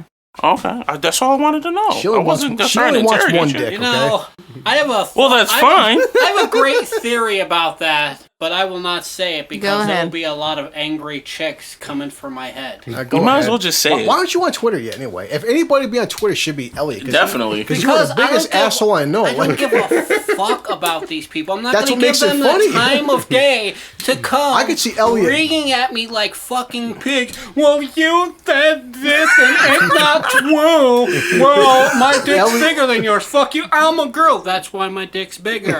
Also got like 10-pound tell me, balls for you and your girlfriend. Elliot to would hold. get so much Fuck hate mail on a you. daily basis on Twitter. I don't like, want the hate. Elliot, say your opinion though. See, I find it funny that so many people refer to themselves as a lesbian because most of the time these They chicks sneak get dick. mad at their girlfriend and goes and fucks a dude. They're like, I'm a Yes, they do. lesbian. I'm a strong, powerful lesbian. Why did you take that dick that last month? I was very upset. Okay, just be proud that you took it. Be proud of who you fucking are. Don't try to skirt the issue. You like dick, you like dick. You're fucking using a dick with your partner anyways. Respect. I yeah. don't give a fuck. Just own that shit. Don't be a does make you coward and wanna- use an excuse. We talked Own about this the before. dick. We talked about this before in this podcast. Different types of lesbians. It's like I date girls that are fucking big, muscular, with a fucking mullet, and they wear strap-ons. And I'm So, like, Abby? but it's like if all you do is date chicks that are fucking big, muscular, that wear fucking flannels and a buzz cut and have strap-ons, why aren't you fucking guys for then? Like, Because they tossed that coin to the Witcher. Fat Gerald. yeah, there's different levels of lesbianism. So No, I just people need to literally if that's your choice, then fucking own up to it. But don't make fucking excuses. I hate excuses. Own up to that shit. Empower yourself by owning up to it. And if other people mock you for it, then obviously they're the wrong people to be around. Be around people who will lift you up, not drag you down, and stop being stupid.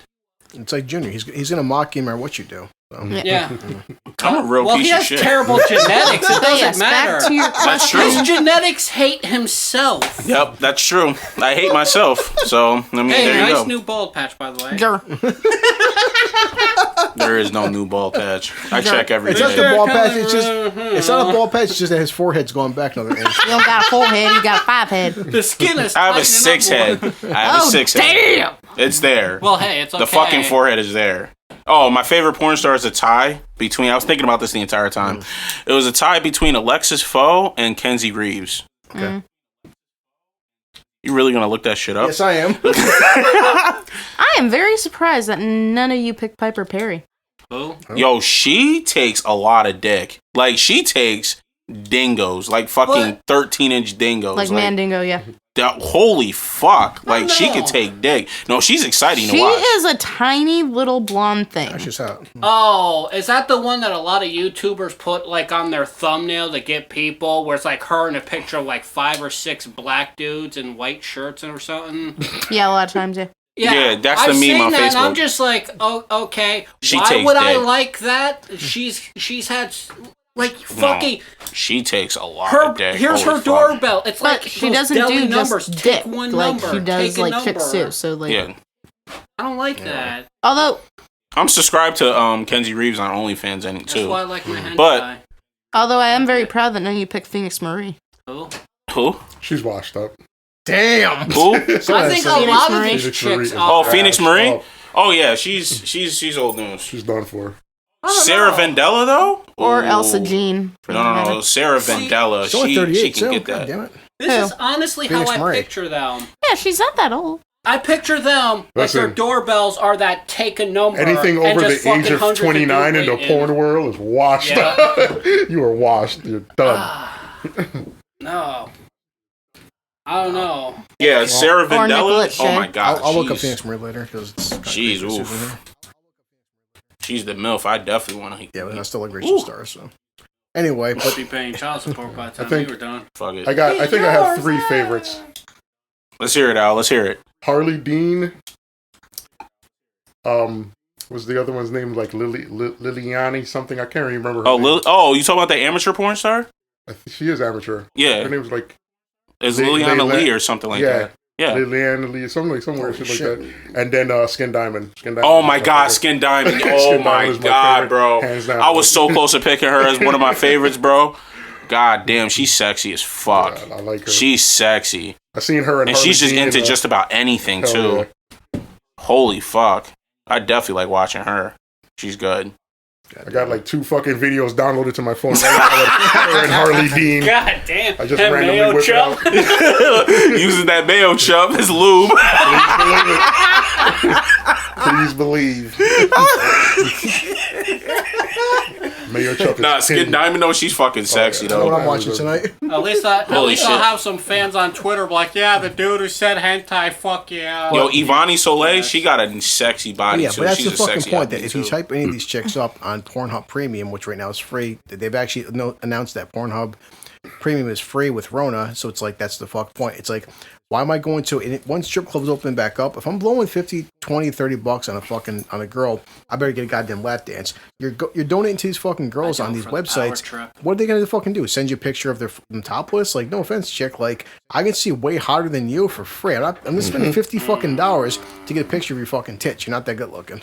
I don't know. I would go to strip club for the power trip. It's like, yeah, But at least a strip work club for like, this $5. but like, Do hey, what but I I've been to a want. strip I club. would- It's like fuck, that's we've me. all been there. It's like Zeus has been there. Yes. Getting a lap dance is like, you're getting a picture of a fucking chick that like you first off, bro. This is why male strippers, in all honesty, being the only female here, they are more fun.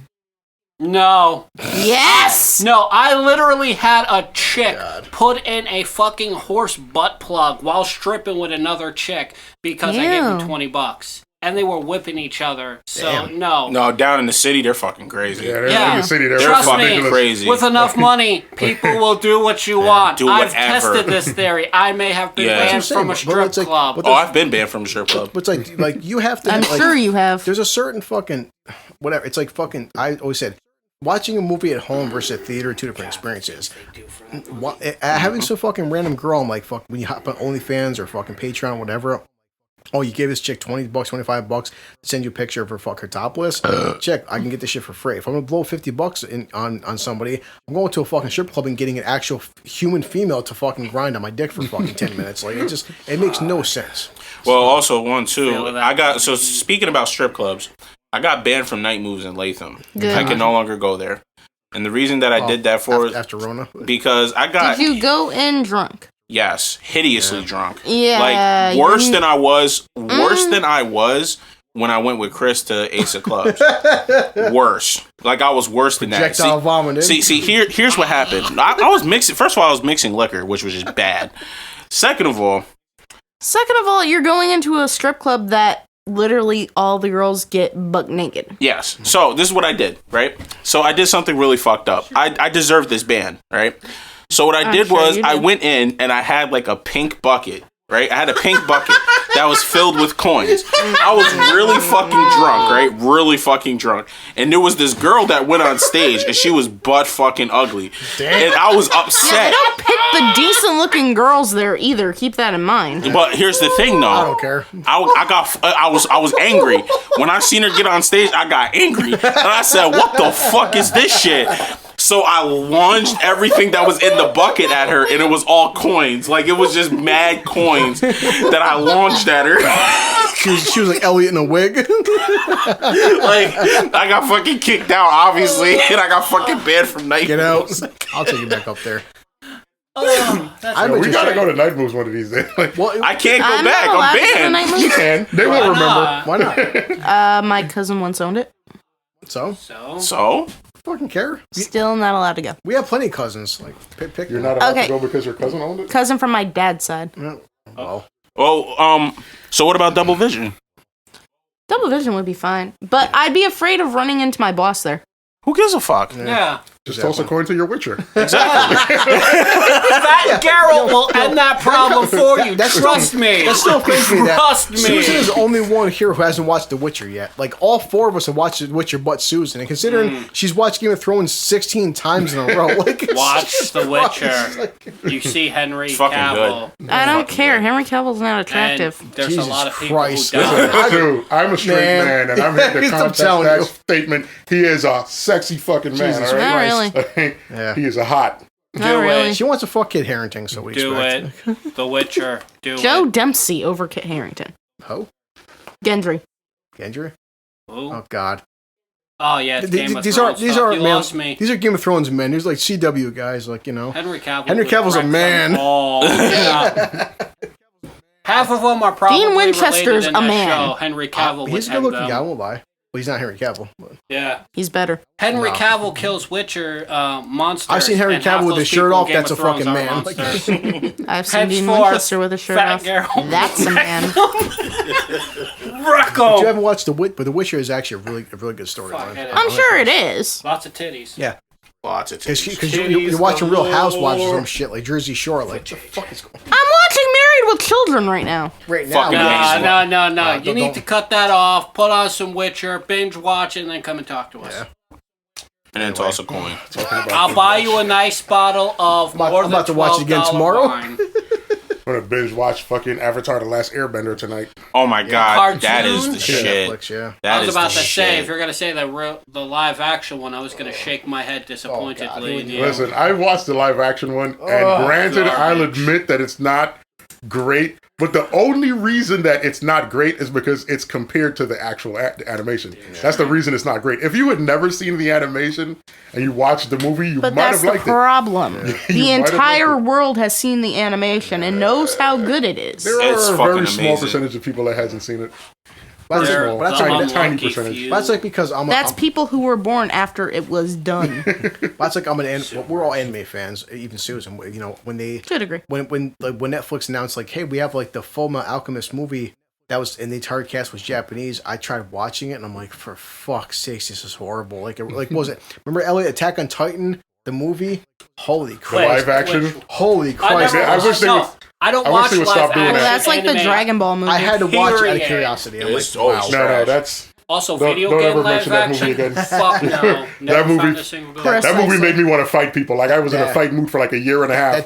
That Dragon Ball Evolution. Holy Oh, fuck! I wanted to drop kick some random asshole who spiked his hair. Like, you're not Goku! Like, you know what's funny is if they had not named it Dragon Ball Evolution, I probably wouldn't have hated it so much.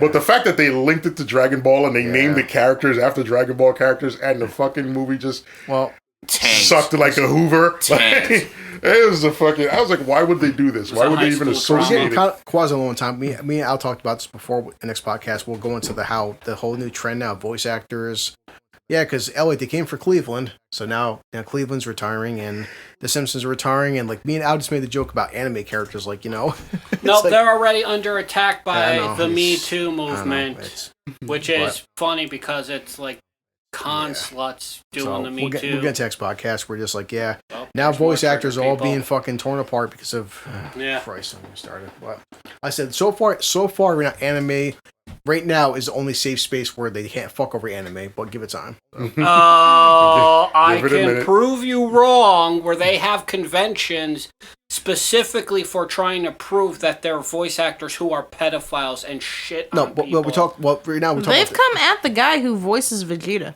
No, but we're talking about the whole. Fuck Chris Sabat. We're talking about right now the whole color issue. With- like right now, passion. right now the guy who voiced Cleveland. He's been voicing Cleveland and Family Guy for 20 years. He can't voice Cleveland no more because he's white and a white actor can't voice a black character. And some people are saying, why is a white voice actor voicing Piccolo? Piccolo is green.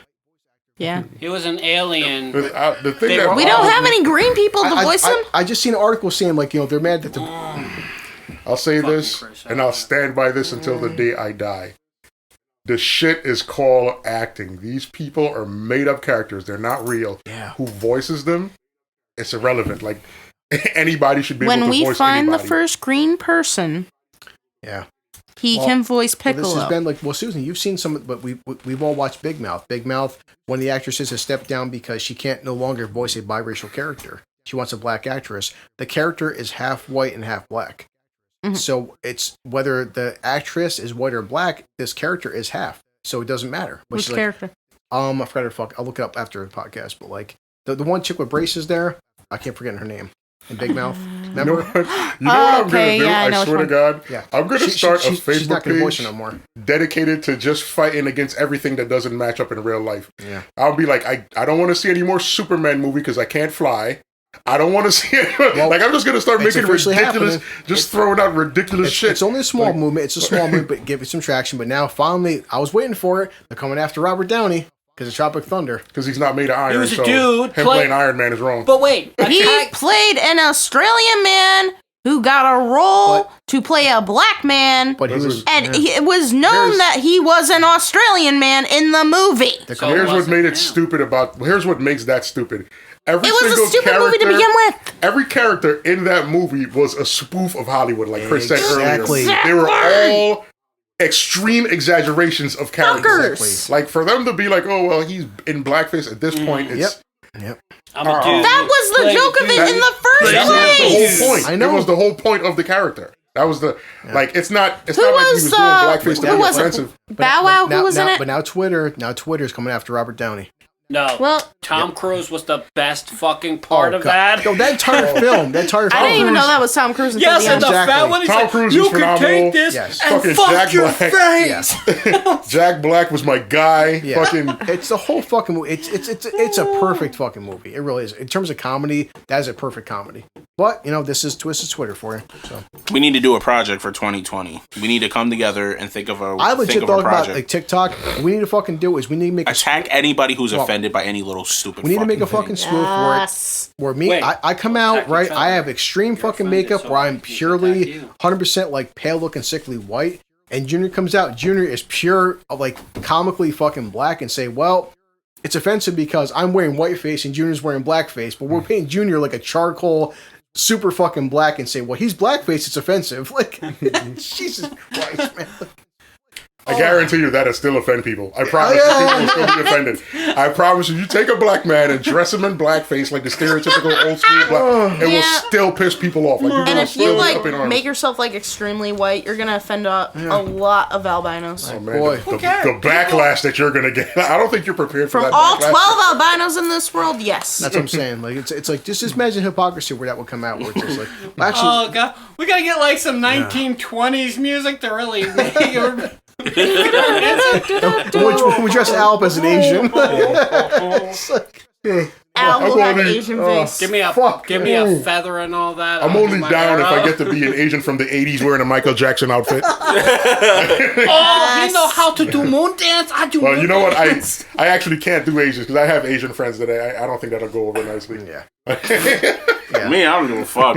It's like, well, welcome to the fucking death of comedy, guys. So, Are they going to cancel the Karate Kid now? He wasn't Asian, but he knew karate. well, I talked to Al about this, like what you yesterday, but we're talking about this in this next podcast. That we all of us, all fucking 5 of us, have watched South Park forever, you know.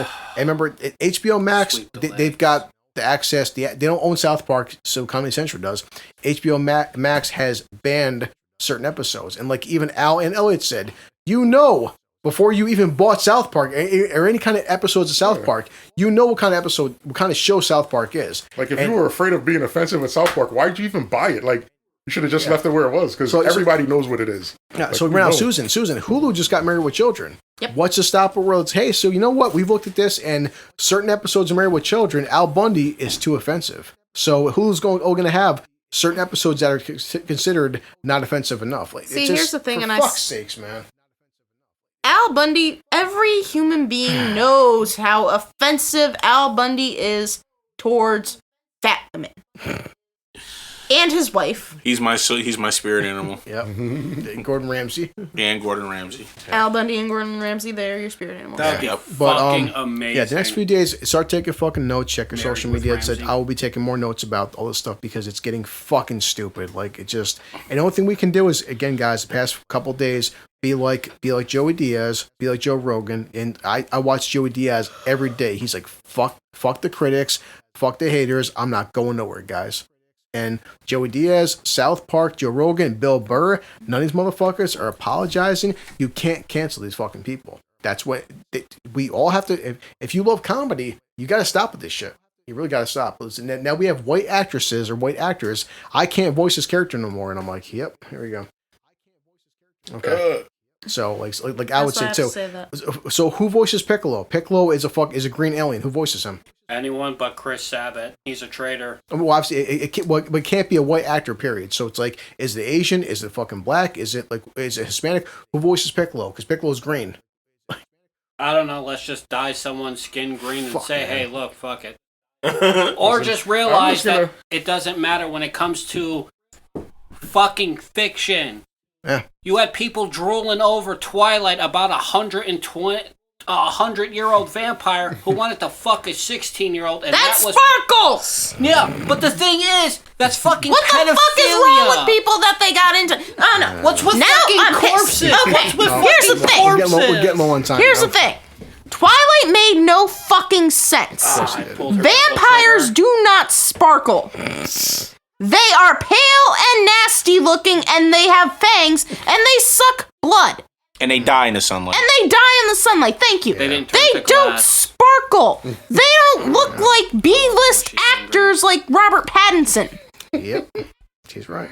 Damn, I really just pulled her devil trigger. Female freaking protagonists should not look like they are constipated when they're trying to have a love scene. That's because Susan is too old for this generation. That's why.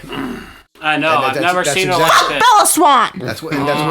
Yeah. That's so feisty. That's what they'll fucking say on Twitter. Well, Susan, you're too old. That's why you don't understand. Like, Bitch. Yeah, because I don't understand because I actually like real men. well, remember earlier, Al about to say. not this up, corpses. But Al Not said this on corpses. earlier. He texted me. He was like, he had a fucking conversation, just a conversation with an individual on a message board, and because Al had difference of opinions with this individual, Al wanted to talk about both sides of the equation. Like, here comes Al's a fucking coon, and Al's Uncle Tom. Yeah, Al's the guy.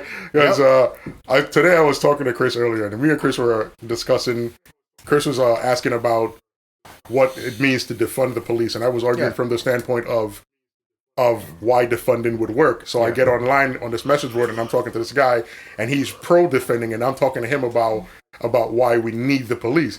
And I was trying to explain to him, like, yo, I always argue both sides of this specific argument because I like to understand both perspectives. I triggered him in a special way. He started, oh, you're a coon, you're a fucking. What he called me a sellout, all types of other shit. I'm like, listen, man. Al's not a real black man either. I'm like, bro, black isn't what I'm trying to be, brother. It's what I am. I can't do nothing about it. Like, you calling me all the names in the book ain't doing nothing to me. Like, it's only making you look bad. You look ignorant, and so what I did, look stupid. What I did is I started to link him to a bunch of other people that's on the same messaging thing as me. I let them tear him apart because I'm like. if you're going to devolve into this name calling when you can't prove your point, then this ain't the place for you.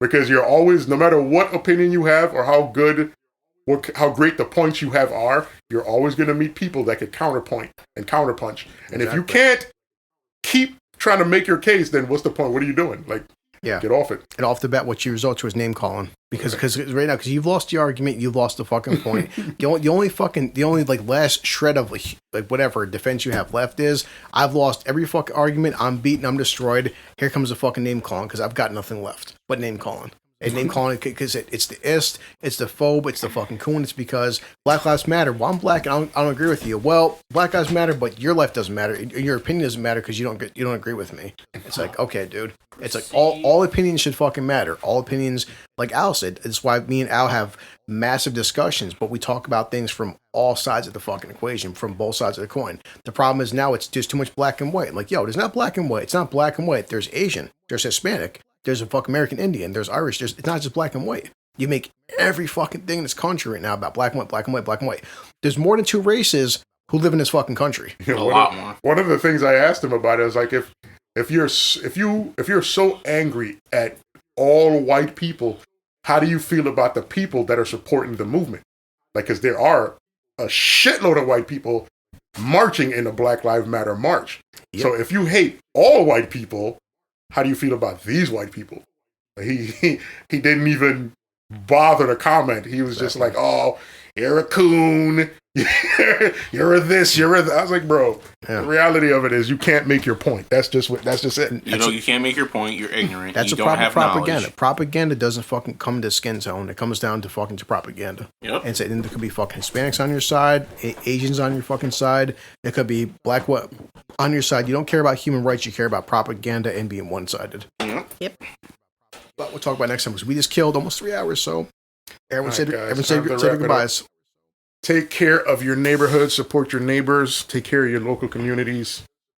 Like I said, protect your neighbors. Protect the neighborhood. Yeah, because the cops and the fucking government ain't gonna do it. I'm not. If you think the 1, 5, 10, 20, 50, or $100 bills are racist, please send them to me. I will gladly take those racist bills off your hand. Yeah.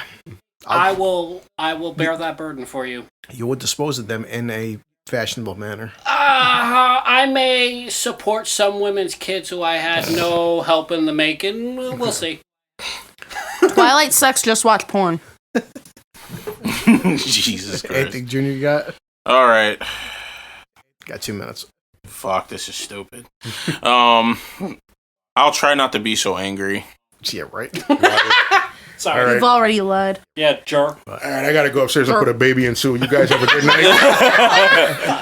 Well, as always, guys, say before I sign off my usual spiel, as always, Junior and Ellie have seen this shit. Fuck people like Dr. Disrespect. Yeah, fuck you, Dr. Disrespect. Fuck these Twitch streamers and everybody. Yo, the 5 of us here, whenever Jennifer gets her fat ass back down here, like, yo, we always say that, guys, we don't want your Jen's money. gonna hate me.